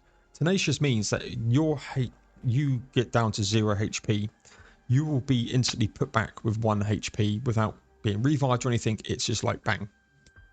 It's like death proof in other games. You get whomped down, you revive, well, not even revive, you just get left with 1 HP, then take another hit, you're dead. So if you've got a boss who does multi-taps at you, taps you on the first one down to 1 and taps you again, you're dead. But if they do just 1 bit of damage, it puts you down to 1, you can then potentially recover from that. And just coming from equipment, you could go invisible. If you've killed something, you can heal. You could do all this stuff and you can get around it. You're going to want it tenacious. It has saved me in boss battles galore. Another one here is introversion in the discipline tree. You gain +5 health for every 100 discipline. If you've seen the Neural Forge part of this guide, then you know there's a massive reliance on discipline to get the skills out that you want. So you're going to need to invest in discipline heavily to get what you're going to need. So I highly recommend this ability as well. You're going to need trinket slots. I pulled this one down as a trinket, so there's also one here. They're in the same location on each of these boards. And then, as I've said, if you looked at my Neural Forge as well, Neural Forging has +1 effect slot and -1 synapse minimum cooldown. Again, it's really, really good. You can put 3 things in, 4 things in, and the cooldown on that is less. So if you've got a cooldown of 3, puts it down to a 2. Really, really useful. A couple of others that I've got. Every time you and your allies take damage, you gain 50% lost health as a shield. Haven't really seen too much use of that because you're just getting chunked. But it can help. And I've also got this. You heal for 20% of the damage with oppress and hyper empathy. Got a whole status effect sort of section coming shortly, but definitely oppress is one I use a lot. I use hyper empathy a little bit less than I used to. So that's really, really good. But you can generally say the further out you go, you know, the skills are better. You and your allies have masochism. Don't know what that is. Gaining increased effect power every time damage is taken. So every time I take damage, I then get that, and then it resets, and I go again. So I do some damage. They take their turns. They make me masochistic, and then bang, I get to use it, and it resets. That's how I see that. Friendly fire is a bit of a weird one. Haven't really played a bit too much, but I think it's yeah, you get to hit them so many times, but I would just stay clear of that friendly fire. But hit damage and damage resistance every time pain damage is witnessed. So if you're so that's called violence, by the way. If you are, it says hold alt. No, okay, weird. If you're doing pain damage, so you're having a pain build, you're increasing your hit damage and hit damage resistance every time you see pain damage. So again, could be a really, really good one. But what I would recommend here, you get, like I've got 53 refund. So, you know, these are really easy to get, these ponder shards. If you've seen the part of the guide where I talk about rewards and stuff and patience, these are really, really easy to get. And I said I've got 53 of them. I think I've only ever used 1 in that my whole playthrough because I just sit with it, you know. Like I'm up here, all target skills have +1 range. Go and get that. Really, really good. Melee damage reduced to 1. Don't really want. Minimum movement speed reduced to 0. So that's like you teleport. So you can just teleport every single turn. But my health is reduced even further by 30%. Just stay clear of that a little bit because you can't switch them off once you've got them. But plan your route and go, do you know what? I want to go and get this one. If you don't like it, refund everything and go again. So again, if you're struggling with that boss, make sure you're set up right here. I've kept this quite generic. I quite like Wounded and Fragilized, by the way. So this is where I'm sort of working around to next in my own playthrough. But yeah, tweak. If you don't like something or it's not working as intended, like I've invested over here, I'm thinking, I'm actually thinking, do I want to just refund everything? I'd love if you could click a button instead. It says remove. So I can click like 1, 2, 3, 4. And then go 1, 2, 3, 4. So you just reorganize rather than just wipe it all. That would be really good. But mind tree, again, if you're struggling, go, actually, have I got the best setup that I need for this boss, for these enemies, for these tiers? You know, have I got too less discipline to do the skills that I want? Cool. Maybe come and get some more, you know, discipline from here. You know, it's all good. There's 100% discipline and 8% hit damage dealt, you know, more discipline. It's really, really good. Restore 1 AP whenever an entity dies, including your allies, and whenever a destructible is destroyed. You can target something, bang, kill an enemy, kill some stuff, get some more AP back. There's hyper empathy or oppress. I think it's oppress. That if you hit it with more than 8 APs worth of damage, it starts to do bonus damage. Again, these things are going to play together. So it's just tweaking, playing around, understanding what you're going to go in against, and just tweaking the mind tree. They give you so many ponder shards. Don't sit on them and respec. Absolutely brilliant. So yeah, that's the mind tree. I say I haven't personally come down and got like extra summons, because you can get summon duration is increased for every mark. They have maturity. I haven't really done this. Magnify by 1, enlarging their discharge area is really, really effective. But I haven't come down and sort of played with these just yet. Spreading their afflictions on death. If you're doing a really heavy infliction build, come down here. Play around with it. Get it. If you don't like it in a couple of transpositions that you do, respec. You know, that's the game is brutally hard, but it also gives you the tools to succeed, and is not shy about giving you the tools and the way to flex. So use them. Mind tree is done. Okay, welcome to a dealer's shop. Dealer is a character that you'll pick up, I think, as you transition to the second zone in the game. So pretty early on in the game, you get dealer. Dealer shop refreshes every single day. So every time you go out and do a transposition, you come back out, his stock has refreshed. Moving from one location to another on the map also takes a day, and his shop is refreshed. Has two things: tokens, which is this lot up here, as symbolized by this; shards, which is here, knowledge shards, and it's a sort of a more rare location or items. A couple of things to note from here. So you can see I'm currently in the Misty Hamlet, as it says here, just a location. That's all you're going to get. But I am esteemed. So there are multiple tiers of reputation per area, as I'll probably have gone through in the map location. But you've got your basic, then you've got your green, then you've got your blue, then you've got your pink, as I have, and then you've got your yellow, which is, yeah, like this is legendary, but it's, you know, your renown. What this does per location is increase the amount of items per token and shards, but also gives them more rarity. So because I'm esteemed, I have a better chance of seeing tier 2s and tier 3 of the commons and all of that. So uncommons, epics, rares, legendaries, as they are.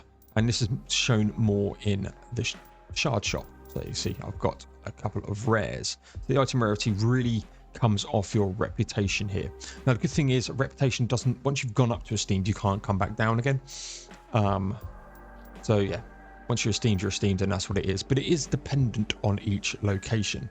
So it's one of the reasons why you want to get up to renown, and it does take a lot to get up there, but it's one of the main points to come in. But anyway, dealer shop. A couple of things to note here. There's obviously, depending on what you're buying, has a cost behind it. But there is this little symbol here, which has the 4. That means I have got this 4 times in my inventory already. So I don't have this. So 8.5 I do not have. So I'm just going to go in and buy it. Done. And it's gone, disappeared. It's a good way of getting these dull anchor. It's probably anchor because we're on a boat, right? Which is your revive items. Haven't got any in here. No. Now, what you will find is things like gloves, trinkets. You would probably not have one on there because they're all quite unique. This one has a summon health on it, for instance. This one has an awareness gain multiplier, summon hit damage. Unless I have a 24% affliction damage dealt and an 18% summon hit damage exactly in that item, it won't show as a 1. So let's be mindful of that. But it's a good way of getting, you know, synapses, effects, and all of that stuff. Yeah. So forms, effects, all that stuff. It's a really good way off the start of the game of getting more abilities that you don't get or can't pick up as rewards from doing the transpositions. So yeah, that is dealer shop, a place you'll come to probably every single time you've either moved or you finished a transposition, because there are new stuff here, like some of my first increase, you know, tier 2 heals, for instance, came from here. So yeah, that's dealer shop. Really, really good. I recommend you keep checking out and updating his stock. Just want to take a brief moment to talk about the person on screen. That is Innar. Innar is someone, I don't recall them explaining how he gets in there, but he's like a shop that comes in while you're in a transposition. You need awareness to buy his stuff. And if you are unaware, awareness is what you do also use to revive and make your skills super duper powerful. He has some good stuff in there. I found later in the game it wasn't keeping track with here, you know, with what I'm getting from the rewards, but certainly something there. And you can also like take some health damage to get some more insight as well. So if you've got no insight whatsoever and he appears, you can take some health damage and get 2 insight, which again, as we all know, is a potential revive. So yeah, that's Innar. If you see him, check him out. He's not scary or anything. He's just a shop. Okay, fair warning, I'm about to showcase the map. And this map is going to showcase every location that's currently in the game all the way through to Endgame. So if you do not want to know the locations by name, then yeah, skip this bit. There'll be chapters in the bottom anyway, and just miss out on the map. But let's go.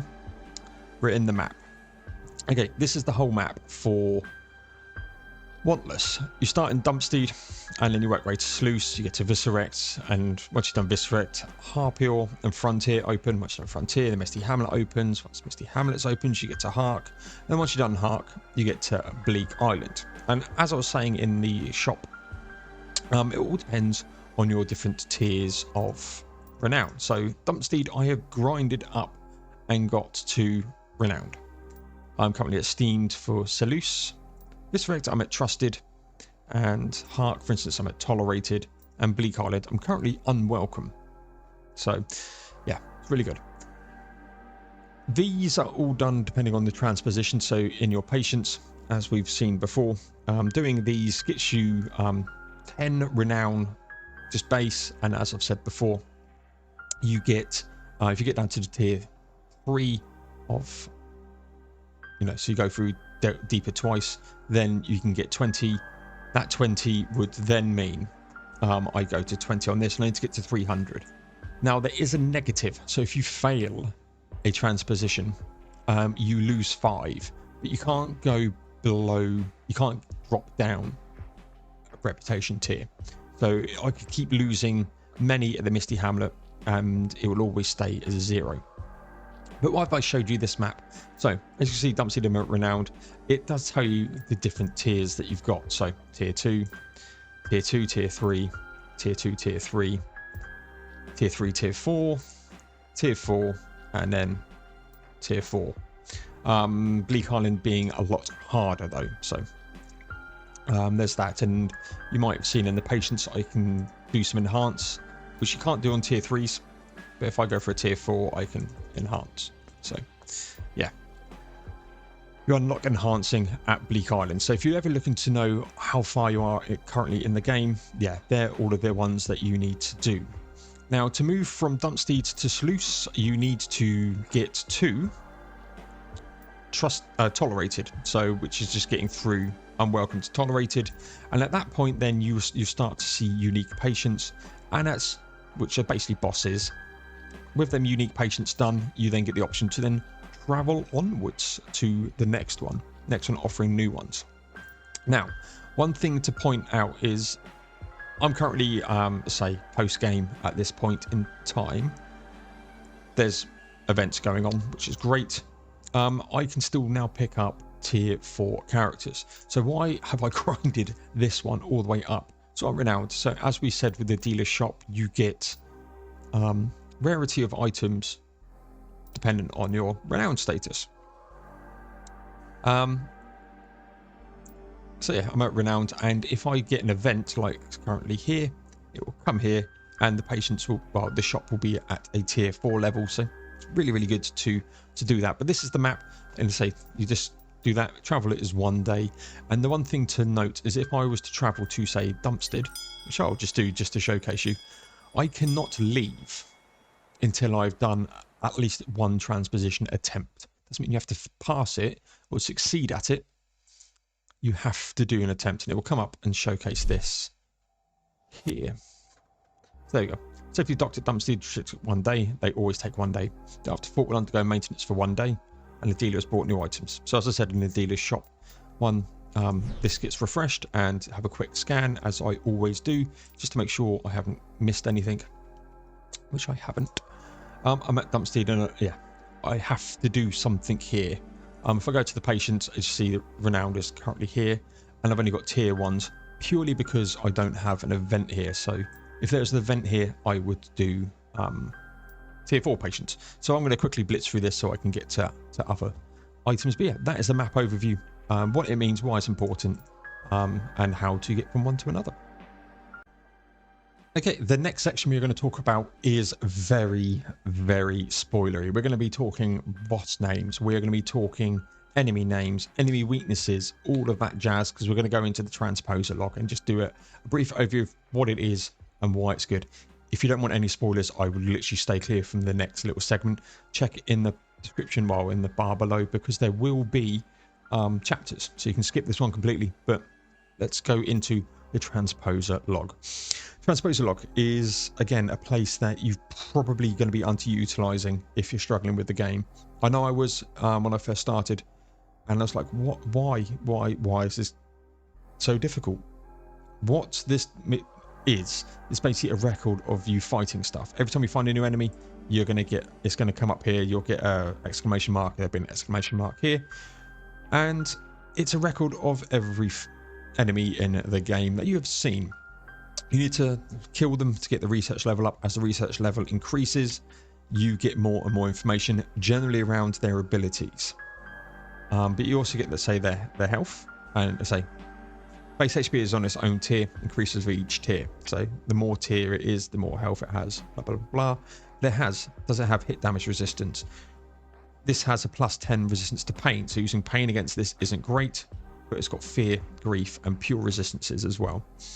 So you can see what an enemy is weak against. If you've got a boss that you're struggling with, come in here. If you've got it unlocked, you can see what it's resistant to. If they've got negative resistance to grief, put a load of grief on with the forge. It's free to change, and just go and hit it with grief resistance. You then got the abilities. Now the abilities do increase as you kill them. So for your boss that you're fighting, you probably only have their basic one. You have to kill the boss for it to unlock more. You do get an idea of what they're doing. So Brood, for instance, after one turn summons a wretch or a rot on an adjacent tile. So here he is here. You got the adjacent tiles. One of them will flash as with a cross. That's where it's going to spawn that thing. You could kill it, or you could put something on it and it won't spawn it. But it's really good as a way of going, right, this enemy is really giving me issues. So yeah, let's actually meant to click another one. So if I come down and say this basement, I still need to kill 15. I've only ever killed 5.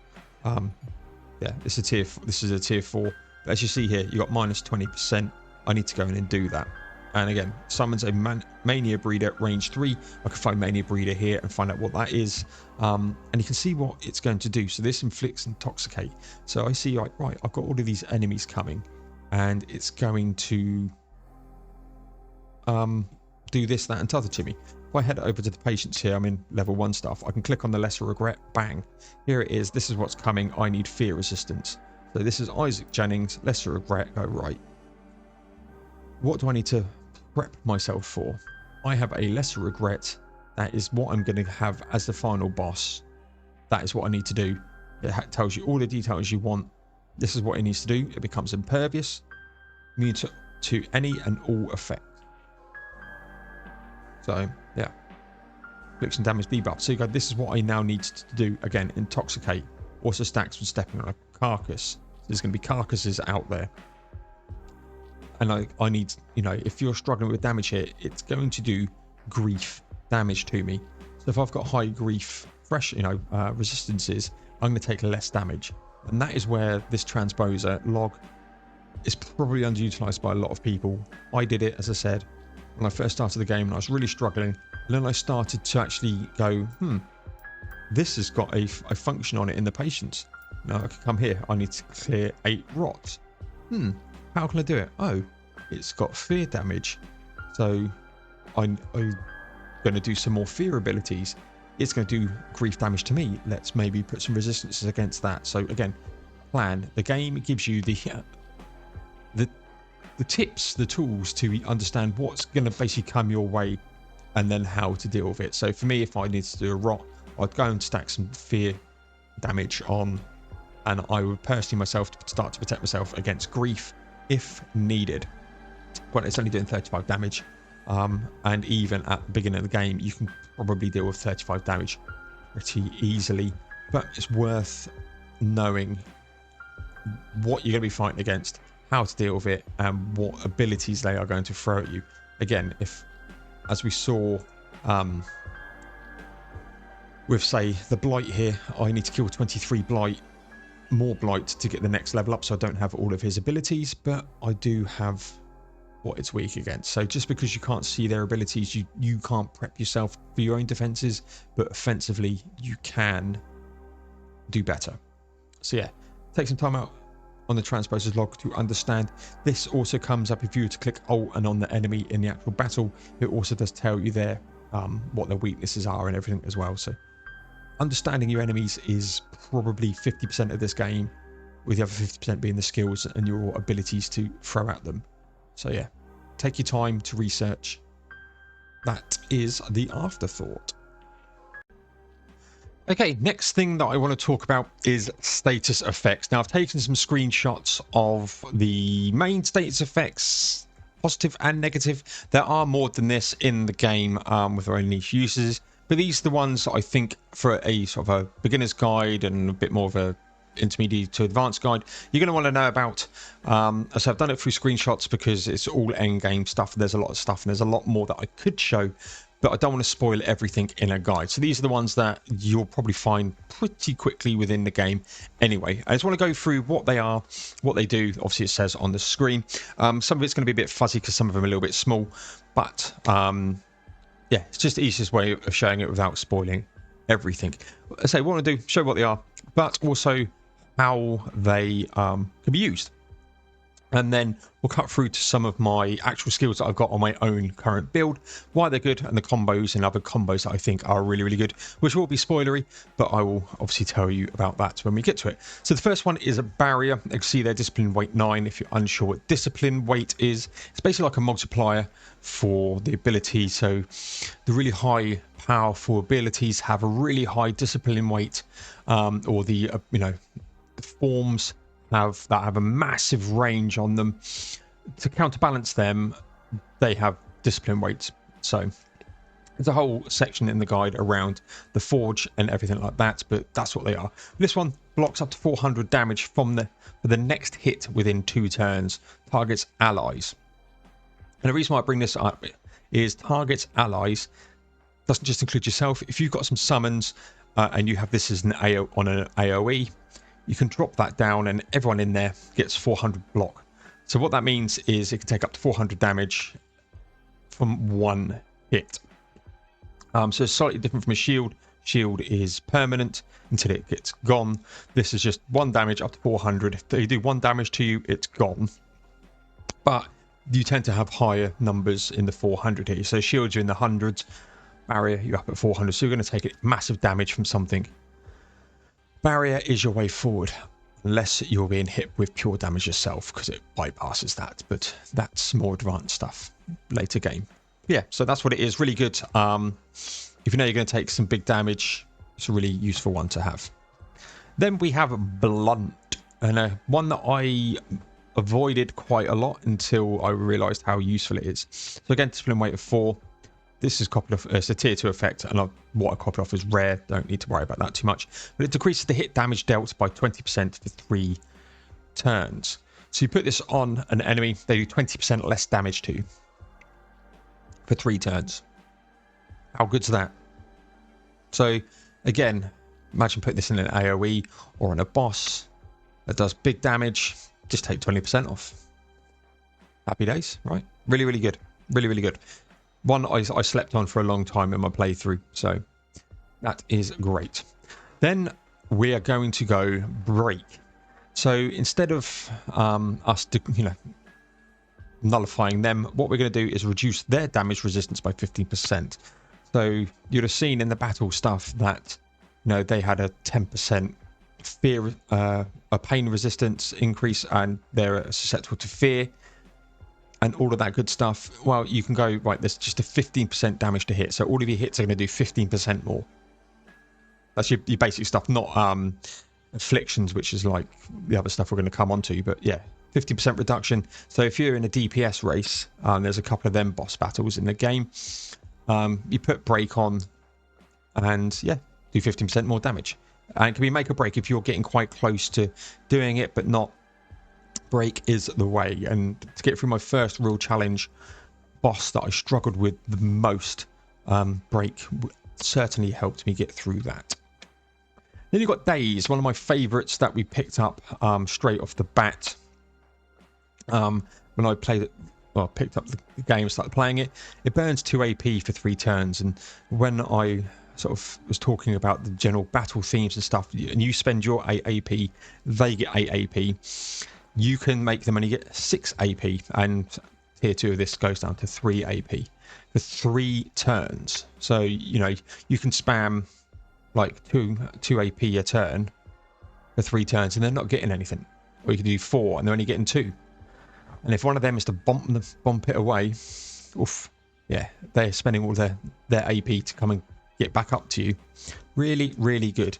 There is a status that counters this, which I will talk about towards the end of the status reviews, so you can't just constantly daze them. And props to the devs for thinking of that, as well as some of the others' abilities that we're going to come into to stop it so you just can't cheese for the most part. But daze, again, especially off the start, really, really good. Just gives you a bit more flexibility. We then have Demolish, which is technically a stun. So the ability is called Demolish, but it stuns the target for 1 turn. There is a similar ability that you can get from an in-game explosive called Dormant. Roughly the same thing. On this one, you stun them, and yeah, they're done for 1 turn. If you hit them after this, they become unstunned, and you know they will come and get you. So make sure you do this at the end. But super, super powerful, especially when you get some of the wider reaching forms. Yeah, it's can be really, really good, but it does what it says on the tin. Then we have Disarm.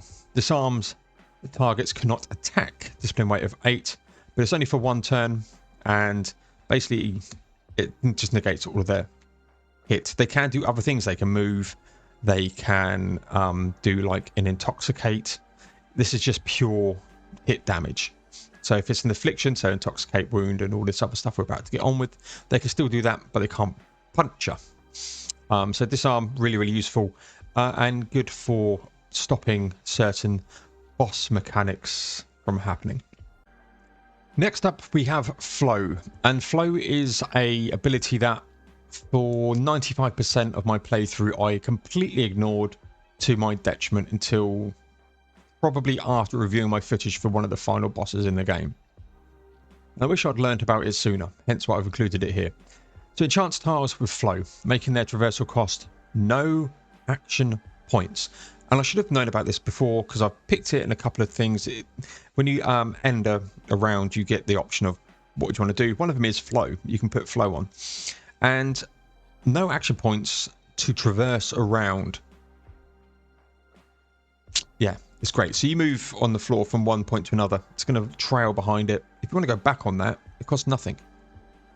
So there's fights in the game where you will need to move around a lot. And I rely on teleports. You know, when you come to see some of the combos later, you'll see me teleport a lot, which costs AP. And sometimes you're like, oh, it's a bit of a waste. If I'd have been moving around, there's no time limit on this. It just requires an empty tile. So if they come and put like a carcass over the top of it, then it replaces the flow. But for some fights that don't rely on that sort of stuff, yeah, flow really, really good. I should have used it more. If you're finding that you're having to chase people around the map, then maybe think about adding flow into your moveset. And yeah, it's really, really good. You can put flow on yourself and happy days. It's one I slept on. Wish I hadn't. So while we're talking about it now. Now let's talk about one of my favourite ones in the game, Fragilize. Inflicts Fragilize, dealing 10 to 14 damage. Could be pain, it could be others.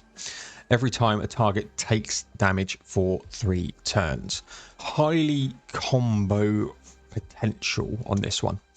So when it means take damage, there's a status coming up called Oppress. There's Wound coming up, which we'll talk about. There's just a strike damage that you can do, so just your general damage. Anytime the enemy takes any sort of damage, it also does fragilize damage, and it's so good. So good. Not many enemies are immune to it, and I'm trying to think if there's any immune to it. If there is, there's like one. And again, every time they take damage, they take more damage. What's not to like about that? I have this in my build. I have multiple ways of putting this on, because yeah, you can only have a certain amount of afflictions on at once, and it gets removed pretty quickly if you're applying a lot of afflictions. But yeah, fragilize, just put it on your build. Put it on your build and watch them melt. It's so good. The 10 to 14 seems less, but when we come to talk about some of the others, and especially the combos, that adds up so quickly. Let's just talk about haste here. Not one that I use that often. Generally, it's one I pick from a reward in between floors. But it increases your movement speed by 1 for 2 turns. So instead of going 1 tile for 1 AP, you can go 2 tiles for 1 AP. So instead of, if you want to spend all of your AP moving, instead of going 8 tiles, you could go 16 tiles. A little bit niche. I probably would keep it for the cost, discipline weight cost. I'd probably keep it on as a reward and as a nice to have. And there's certain things that you can unlock in the mine tree that when you're invisible you go further. Stuff like that. That's more useful to get in sort of passive haste rather than doing ability here. But it's, you know, it's good if you say if you're on a moving one with flow, you could just zigzag across for a little bit, put a load of flow down, and then you move around for free if you wanted to do that. But cool. Then we want to talk about hyper empathy. Now, hyper empathy is one that's at the start of the game I really loved, and then as I went into a certain playthrough that I ended up in the game where I ended up being invisible quite a lot, so not being targeted, started to drop this off. Because, as you see there, inflicts hyper empathy, damaging the target for 16 to 24% of the health damage taken as fear damage for 3 turns. So what that means is if they attack you for 100 damage, for instance, they're going to do 16 to 24 back on themselves. So almost it's like reflecting damage back. You still take that damage, but it's reflecting it back at them as well. And when you got enemies doing big damage numbers at you, that is really good, but I'd rather not get hit in the first place. So before you have access to that type of play style, this becomes really good, because every time they damage you, they're killing themselves. What's not to like? But that to make this even better is if you've just got this on one enemy, that one enemy is going to take damage. Say you've got this on 4 enemies on the map, you know, you've put an AoE hyper empathy out and 4 enemies have got it on, and one enemy comes and does that 100 damage, all 4 of them are going to take that 16 to 24. So you know, it can stack up. So if you've got 4 enemies and they're going to take 24%, that's nearly all of that damage is being reflected in speech marks back out to them, because even though you're taking that damage as well. So definitely has its uses. I dropped it later in the playthrough that I did, but still can do some serious damage numbers. Okay, intoxicate. So you can't talk about intoxicate without talking about poison. I'm going to cover poison a little bit later for status's time, but I is before P, so we're going to talk about intoxicate first. There's 2 differences. Intoxicate deals less damage than poison, but as it says there on the screen, intoxicate stacks. And if you've seen the sort of the battle bit at the beginning of the guide, you'll see that the enemies were intoxicating me and it went up to 2-3 stacks. And you can do the same here. If you have intoxicate on every single ability that you do, every time you hit them you'll put a stack of intoxicate on, and it does ramp up. Now, what were we talking earlier about fragilize? Yep. So every time intoxicate kicks off, fragilize kicks off. So not only doing the 14 to 21 grief damage as it says on here, we're also doing the damage that fragilize was talking about. 10 to 14, I think it was. Memory serves me right. So yeah, that's how fragilize works. Yeah, so intoxicate does less base damage, and if you stack it, it does more than poison. Poison tends to do bigger damage, but can't be stacked. That's the difference. Again, really, really useful. It's just chip damage, you know, especially when you're doing sort of chasing after enemy type things where they're quite evasive. Stick this on there, you're doing chip damage at them. So pretty decent. I tend to use Intoxicate more than Poison for later game, but there's still merits for using both. I want to talk about Mark. Mark is probably an ability that I've used once in my whole playthrough, but I can see some really good use to it. So it marks the target for 3 turns. Your summons will always target a marked entity if there's any, even if it's invisible. That's the good one, even if it's invisible. Especially mid to late game, invisibility from enemies comes up to the forefront. There's a certain mushroom that brings that in, and they go, you know, they put haze up, which is invisibility, and to be able to keep hitting it is really, really good. And the other one as well is if you mark like a boss, for instance, and the boss has minions, the summon will always go after the boss because it's marked, so it's force directing. I think I've used it once because I don't tend to use that type of summon, or haven't used that type of summon in my playthrough. I use pillars, which tend to just hit in an AoE, whereas you can get snipers and stuff, all these other good units, which we'll sort of showcase off in a minute, to do big damage. So yeah, Mark, if you're doing a non-pillar but you're looking at an actual summon type playthrough, you're going to need Mark. And the discipline weight is quite low as well. Medic. Let's talk Medic, which is regen. So you can see on the screen there, this heals for 130 HP for 3 turns. One thing to point out and why it's here, it has a high discipline weight. For, you know, what's that? That's 390 HP, so it's quite a good chunk of HP. There's a couple of things to point out. It's 130 HP only for 3 turns, so if you've got like 1 health, and you cast regen, you're only going to get 130 HP the next turn. So it doesn't heal you instantly for 130 and then go. It is always the next turn. So it's almost like you need to be a bit preemptive to go, okay, I think I'm going to take some damage this turn, but not massive damage. I'm going to cast my regen to then get that out. You can't use it as a savior. So just that's why it's up here, and I want to talk about it because yeah, it doesn't heal you for the turn that you cast it. Now let's talk about another ability that Paul really likes, and that is Oppress. So Oppress deals 4 to 5 fear damage for every AP you use for 3 turns.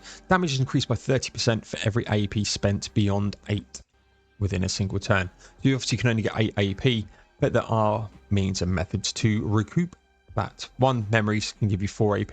There's abilities that you can use to also, I think it's called Rewind, gives you 2 AP so you can get up to 10.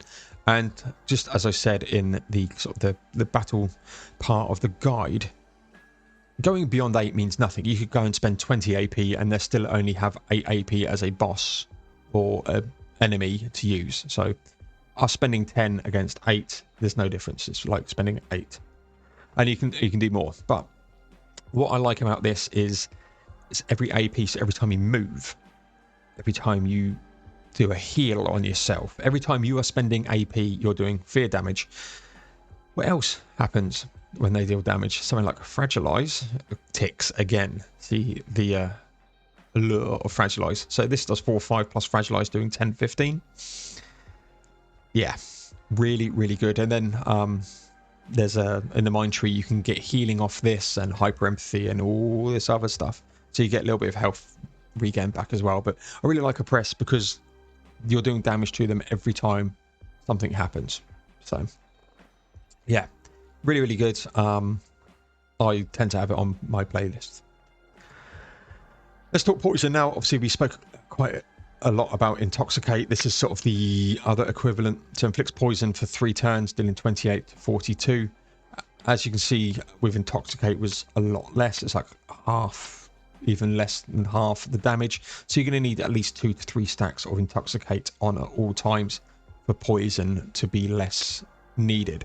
Which is why poison I quite like. You can have poison and you can have Intoxicate on at the same time. You can only have 1 stack of poison and you can stack up the Intoxicate. But there's other afflictions that are probably worthwhile having on there. Cough, cough, fragilize, cough. I wouldn't surprise me if they reduced fragilize a little bit. But anyway, let's talk repel. I talked about repel a little bit in the battle scenarios, but it's up here. Obviously, the big allure is its pure damage, which bypasses all shields. We talk about shields and status effects shortly, but it bypasses that. You push the target away for 5 tiles. Tier 2 does 8 tiles. You can do it on allies. You can do it on enemies. You can do it on interactables in the map. You can do it on everything. I wouldn't do it on memories because you'll blow them up, but everything else you can use it on. And it's really, really good coupled with a few of the other abilities together. I personally have Fragilize and Wound, which we'll talk about shortly. But yeah, you just want to push them away. Boom, push. Get away from me. For a 2 AP cost, that I generally have this on for 5 tiles. That's 5 AP for them to come back unless they're hasted or something, which would be 2 to 3. But just think about that. You're using 2 AP at a minimum to push a target 5 AP away from you. Now, granted, they can't go through like crates and holes in the in the map, so you have to have 5 straight tiles there. And if you go to tier 2, 8 straight tiles. But you can push them away, they spend all their AP to come back. You push them away, it spends all their AP to come back. You push them away, it spends all their AP to come back. You get the gist. Repel, again, keep it in your deck. It comes in really useful, and also it acts as an interrupt. So when you get some bosses, they will build up to do a massive attack. So they'll cover the area with like some red to indicate this is the area of attack they're going to do. Or if you've got the like the snipery ones, they have a line at you and go, we're going to attack you. Yeah, repel is an interrupt, so it can interrupt them attacks, and it's one of the best things I ever learned in the game, that you can interrupt attacks with repel. Yep, I learned the hard way, so I'm telling you so you don't have to. Silence. We spoke about disarm a little bit earlier. I tend to have these two paired together. Silence targets cannot cast support skills. Support skills are things like swell.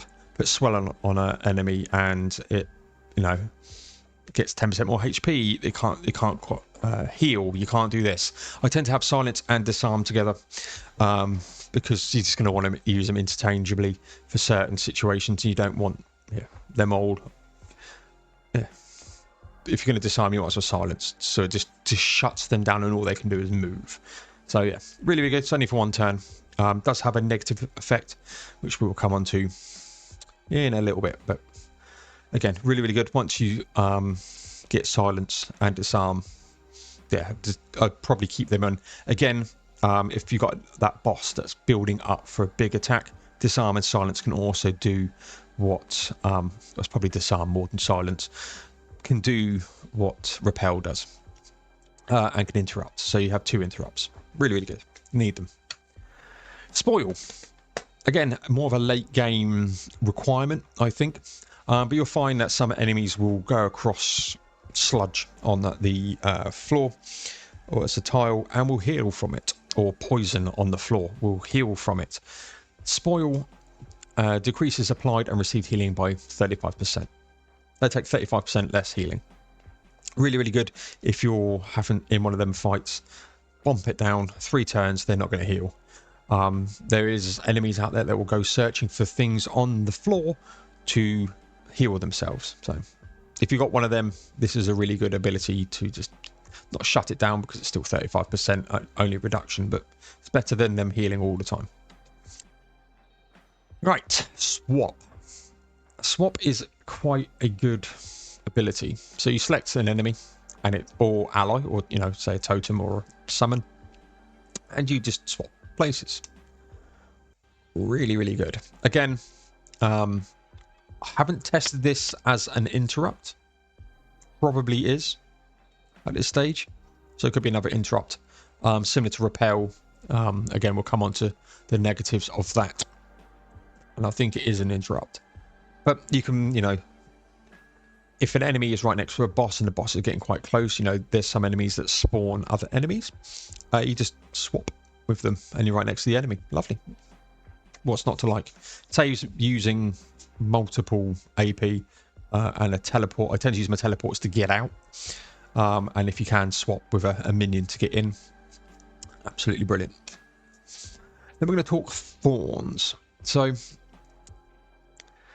we talked about hyper empathy earlier, which was doing fear damage. Thorns is similar. So hyper empathy did 16 to 24%, if memory serves me right, of the actual damage received. Thorns does a direct 40 pure damage. Pure damage, as a reminder, bypasses shields. I have died hitting an enemy with thorns because I forgot it bypasses shield and died. It killed me. Because, yeah, all of these status effects they can put on you, by the way. So thorns is really good to have just because it's 40 damage back. Is it a necessity? Like I said with hyper empathy, I've tended to do a playthrough where I tend to become invisible so they can't target me. But it has its uses. If you're going against, you know, a 4,000 enemy, 40 pure damage when it hits you for 300 is not great. But if you think about that, 40 damage at say they're doing 20%.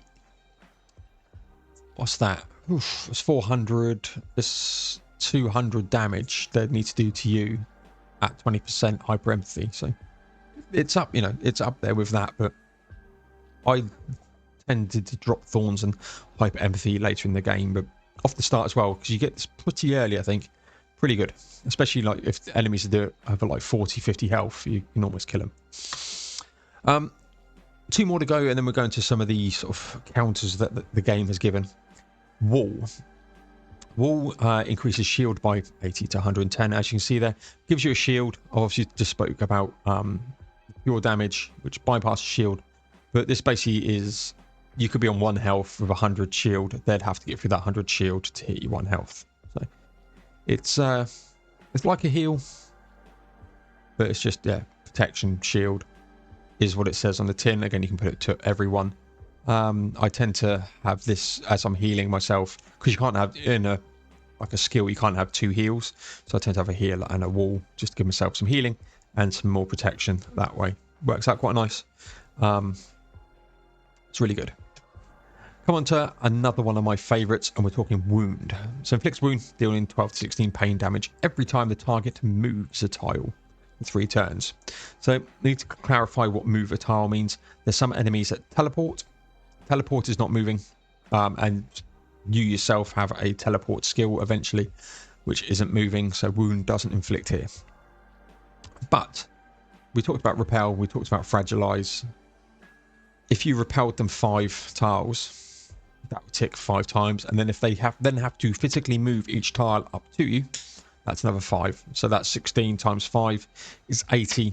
5 come back again, it's 160 damage. And then if you put that with fragilize, every time they take damage again, you can see why I like fragilize so much.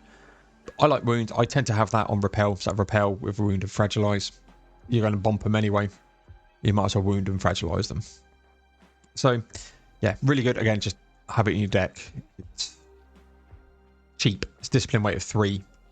Even wound 2 I don't think is too much compared to some of the other big hitters. Like, I'd rather have wound than haste. So there's that. So there's the main key statuses. There are a few others out there, like supercharge, that you can do double damage on the next skill that you cast, and all of these. There's veil, so you increase your own hit damage protections and all of that stuff. There are more. This are the main damage dealing ones, plus a few of the oddball support ones for yourself. I'd say there's cure, which I haven't even talked about. So yeah, let's talk about a couple of the counters that the game has. Alert. Again, apologies for the fuzz, but I've had to take this out. So the alert, you can see the symbol there, 2 exclamation marks. Immune to disarm, silence, numb, dormant, daze. So when you inflict disarm, silence, numb, dormant, or daze on a target, when that wears off, they then get alert. So if they are dazed for 3 turns, at the end of that 3rd turn, they get alert. And I think it lasts for 5 turns, I think. So you need to be careful. So obviously, if you're relying on disarm and silence for interruptions, and it's alert, then you aren't going to interrupt it. It just gets resisted. So you need to be a bit careful. So yeah, if you're running a day's playthrough, you probably don't want disarm and silence. And what I have tended to do for late game as well is knowing that, I'm sure it's 5 turns, is for disarm and silence, I tend to have it on a 5-turn cooldown, so that when that's on off cooldown, I know I can use it on the boss. You tend to use these on bosses. So yeah, just to keep that going. That's alert. That's how it deals with disarm, silence, and daze. So you can't just keep dazing and silencing. Again, apologies for the fuzz, but the next one is unyielding. So it means to stun, root, push, pull, and position swap. So I've obviously talked about repel. There is a other one called magnetize, which pulls them to you. Don't tend to do that because I like to push enemies away towards the end of my turn and let them come walk to me, but you can pull them to you. Positional swap we just spoke about. So basically, stun, root, push, pull, and position swap interrupts, which is why they have their special own sort of counter to it. Again, has a cooldown of 5 or so. There are some enemies that are just immune to this across the whole. You know, it's just a passive that they're immune. So keep an eye on your status effects. Really, really useful for that. But yeah, unyielding. Again, if you're going to rely on a push as an interrupt and it's got unyielding, yeah, good luck with that. So I'm now going to nip into the game and just show you some my skills and the combos and why I think they work so well. Yeah. We're on to the good stuff. Combos and ability setups that I like. And I've got 2 things that I want to sort of show through with you. Some of them are quite similar, some of them are not. But yeah, let's go through some stuff. So punch, we all know this is the only ability that you got. I like to have a 4 casting range one. Go and check out the equipment screen if you want to see that. Does less damage, but it can hit 4 things away. Standard stuff. I've already alluded to it, but I like to have repel with fragilize and wound. Repel, that's repel 2 that you can see on there, and it does pure damage, push them away 8 tiles, and I can hit them 2 tiles away if you look at the top there. So we'll sort of come over here, probably do it this way is a bit easier. This one has a casting range of 1, but because of what I've got in the mind tree, yeah, I can push. Our casting range is increased by 1, which means even this. Perfect. Push them away even further away. 8 tiles. They need to come 8 tiles back, and they're only going to last there. So really good. And I've already told you how much I love fragilize and wound. Next thing I have is a flashing repairing arrow, as I've sort of alluded to as well. This one is a teleport, so I don't go on any of them tiles. Why is that good? Because if there is poison or carcasses in the tiles in between, you don't step on them, you just teleport. Further over dash. Dash pushes you across the floor. But if you have flow, dash is really good, by the way, because it leaves the flow behind. But anyway, teleports. And I also have this so that it heals while I'm doing that. Again, as a really good combo. Every time I'm dashing, I'm healing. It's got a 2-turn cooldown. So I can heal 210 HP every 2 turns. Really, really useful. Then we start coming to a bit more of the damage. And I've said I like a press. Here is a press. I think that's a press 2. You can see up there.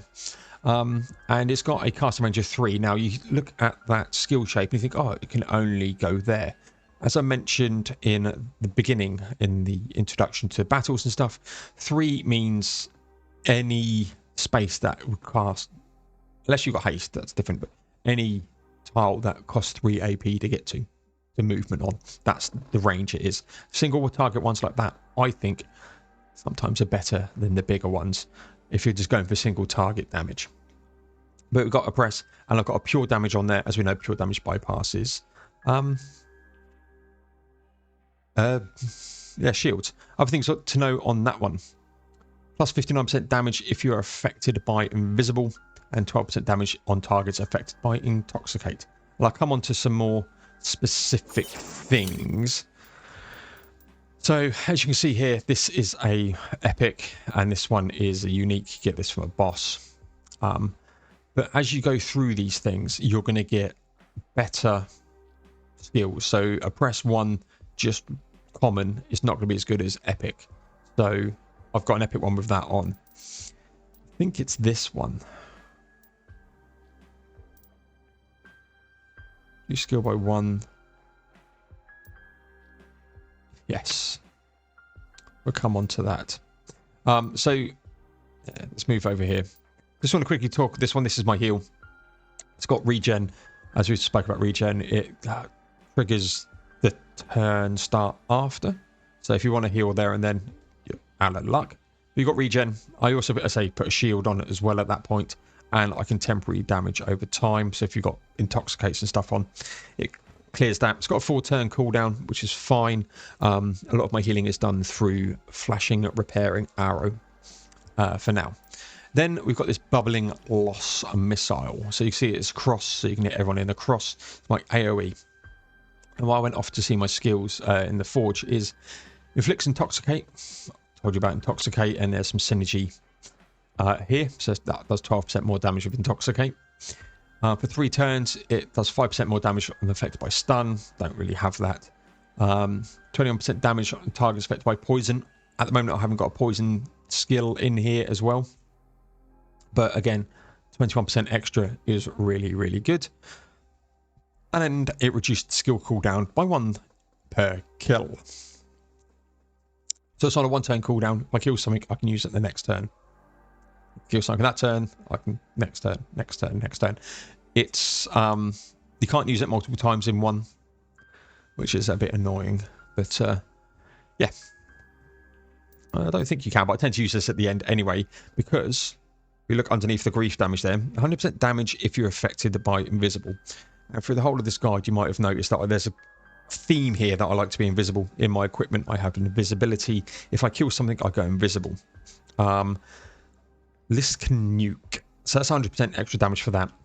Plus 12% damage per AP spent this turn. And again, reduce the skill cooldown by 1. That's just because it's on there. So I spend 6 AP, which without getting any other extra APs, then use this. That's, what's that, 60, 72 extra damage. If I'm also invisible at the same time, because I've killed something on with another ability and I've gone invisible. Yeah.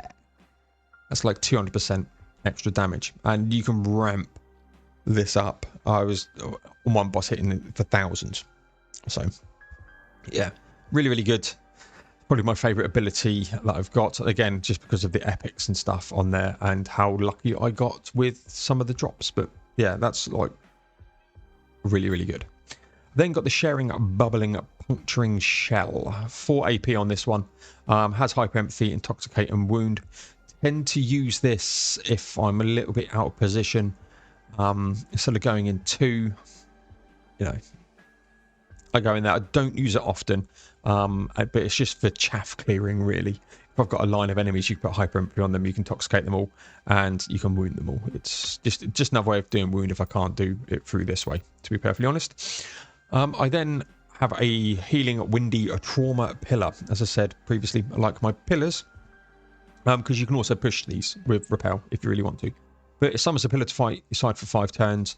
It will spend 4 AP to cast discharge. It inflicts the effects below and its surroundings. Now, the good thing about pillars is if you spawn them in, and then you, as the first thing, you then spend your AP. It's also accruing AP like the enemies and stuff.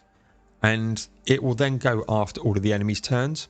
So if it can then survive, which isn't always nice, but against the boss, they tend to survive. It will then do everything there. So if this one heals me, again, another heal, really, really good. There's quite a wide range, as you can see on the skill shape above.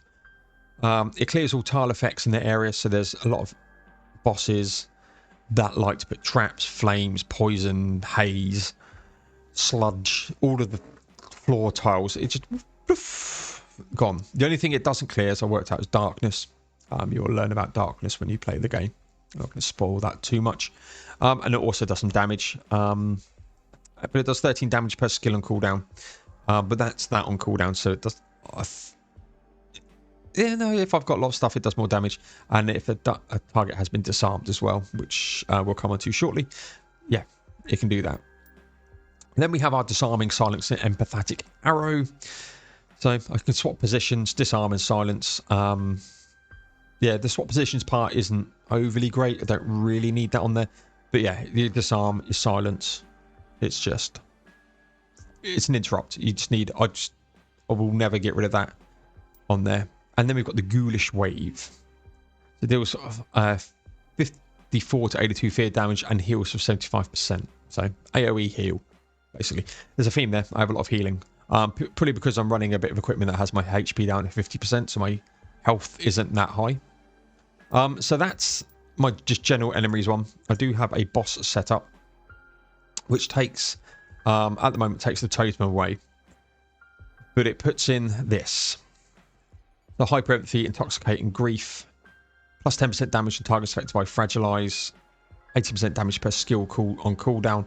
And 18% damage on targets affected by Disarm. Again, if you need to use Disarm. Another way to put Hyper Empathy on, that's Hyper Empathy 2. So 25% to 36% is really, really good. That's a lot of reflected damage back to them. It's not reflected, as we spoke about earlier. But mainly, I also have Flashing Healing Bolt, which is even stronger heal. And the only reason why I don't have this on in my general enemies one is because I haven't got enough discipline. If not, I'd have this on. But it does only a 6 target teleport, but heals for half my health. So this is the one I normally have, 210. This one, yeah, 560. So I have this as a boss. I've tended to not have summons and stuff in boss battles, apart from a couple. If they're very afflictionally putting stuff on the floor, I like to have my totem to try and clear that and give myself some space. But yeah, tend not to do that. A couple of others that you can see that aren't in here. So let's just go through them. I have the Bubbling Ghoulish Pure Grasp Spray. 8 AP, and I've sort of covered this off a little bit earlier. Minus 1 AP cost per affliction stack on affected enemies. I can inflict 3 at this moment in time. So I can go down to 5 AP. Does pure damage, does fear damage, oppress, and intoxicate. So just some of the stuff that I really, really like. It is incredibly hefty. Yeah, costing 1,265 discipline, but it has its use. I've also got the a Wretch Shock. So summons a Wretch by you. I tended to come away from that, and I'm probably going to just ditch it. But again, it's just a summon. Similar with the Snapping Puncturing Sorrow Sniper. So Sniper can actually like hit 9 sort of spaces away. So you can snipe. So if you have Mark, which I don't have at the moment, or just on a boss, it will hit them 9, or literally from the other side, and it fragilizes and wounds. So I told you how much I like fragilize and wound, right? So there's that one. I've also got the Puncturing Wasp Harvest, so it hits just in a straight line behind us. Wound and poison. I'm tempted to take, especially for the general enemies, to take this out and put that in, and maybe give that a better effect. Form, not effect. So yeah, because obviously with poison can stack next to intoxicate, and I've got a few things here that do more damage if it's poison. So probably just need to, say, change the form on that. That's the other sort of flight we got. That's one I just taken away. That's the Puncturing one we've gone through. I've got the nasty, the Narco Ghastly Ripple. This is what I used to have instead of this, the Ghoulish Wave. But it's got daze on it and also fear damage. I stopped using daze because of alert. So we just come from that, but disarm and silence and daze, once they expire, give alert. So if I keep dazing and it doesn't refresh, once you've dazed it once, it is then on a timer that goes down to 0. It doesn't keep it up at 3. You'll get alert, so then it has blocked the disarm and silence, and when you're fighting bosses, you need to block their big attacks. So yeah, I just dropped that. Again, probably just need to dismantle it. I've got a repelling dart. Explosives deal 100% more damage when pushed, so that's the stuff on the map. It's a really cheap one, and I tend to, if I'm running my boss one, I think I've got it in there. No, I've got enough discipline now. I didn't have enough discipline to have this in, so I just took it out, because there's other ways I can put fragilize and wound on. Yeah, but it does go from 4, so I can push it 5 tiles away but from 4 spaces I can push it 9 tiles away basically from me, and again takes ages for them to come back. And then I've got the Enraging Edging Load Focused Dart. Increases hit damage by 108%, but decreases hit damage resistance by 35% and inflicts silence for 3 turns. That's on yourself. Also increases hit damage dealt by 58%. Next hit damage skill within 2 turns deals double damage, and increases infliction damage by 37%.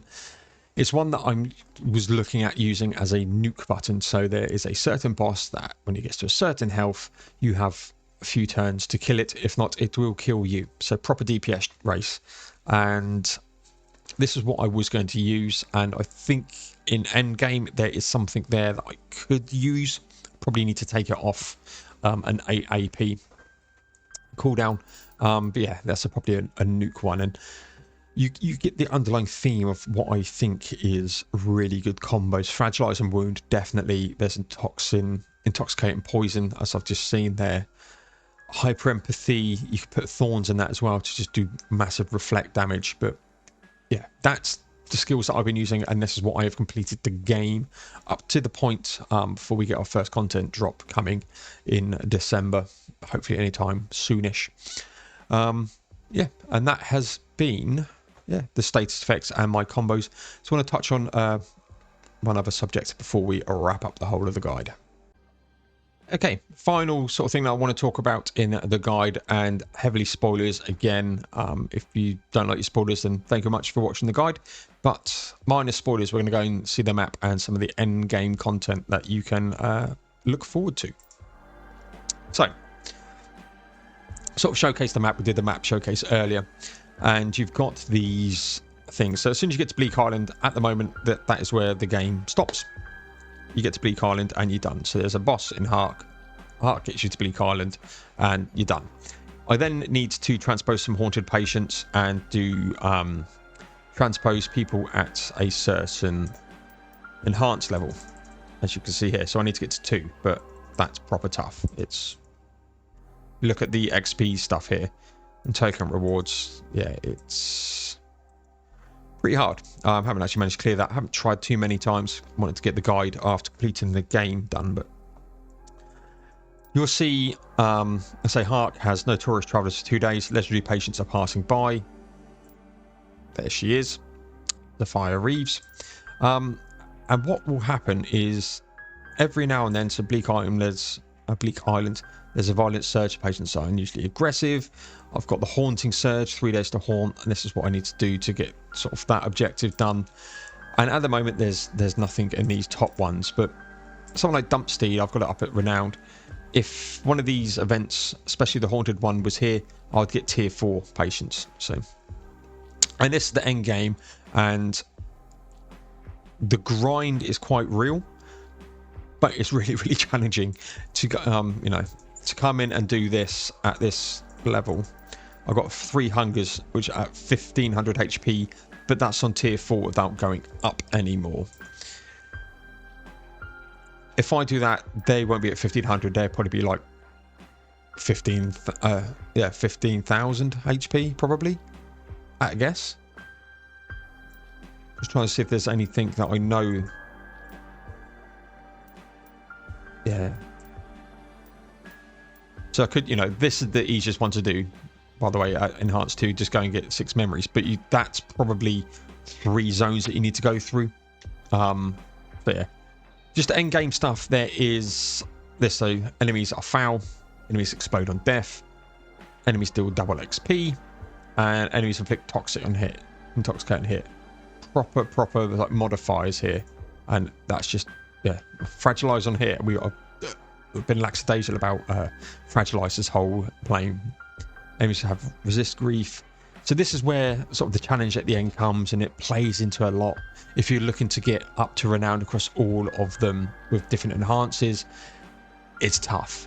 It is proper tough. You need a refined build, which is what I'm currently refining. And there is a lot of challenge there with some really good skills. So that's got all in. What have we got here? Silence and Break 2. Some of the 2s are just really difficult to get hold of. What have you got here? Strike 4. I know there's 5 ability coming out soon. yeah, and you get access to some of the really good forms up at this one. Yeah, Quakening, Rogue Automation. They tend to be a support one. Yeah, another Quakening. Just a dull anchor, really. Yeah, so there's some good stuff anyway to get out from this. Shaking is 1 less down from Quakening, but plus 80% power to intoxicate effects, right? That's pretty decent. And 3 hunger is just like, ugh. That is the late game stuff with Enhance. I say I've managed to get through Enhance level 1. I'm going to be working on Enhance level 2. Ready for when this coming soon gets dropped. So there is a whole roadmap. If you check it out on Steam, they've got the roadmap for the rest of this year, 2023, plus 2024 going forwards, and that'll be covered across my channel. But thank you very much for seeing through this ultimate transposition guide for beginners and more advanced. Hope you enjoyed it. Shout out to the devs, shout out to the publishers and everything. This is a really cracking game, and I really want to get the exposure that it deserves. But thank you very much. I'll see you all in the next one.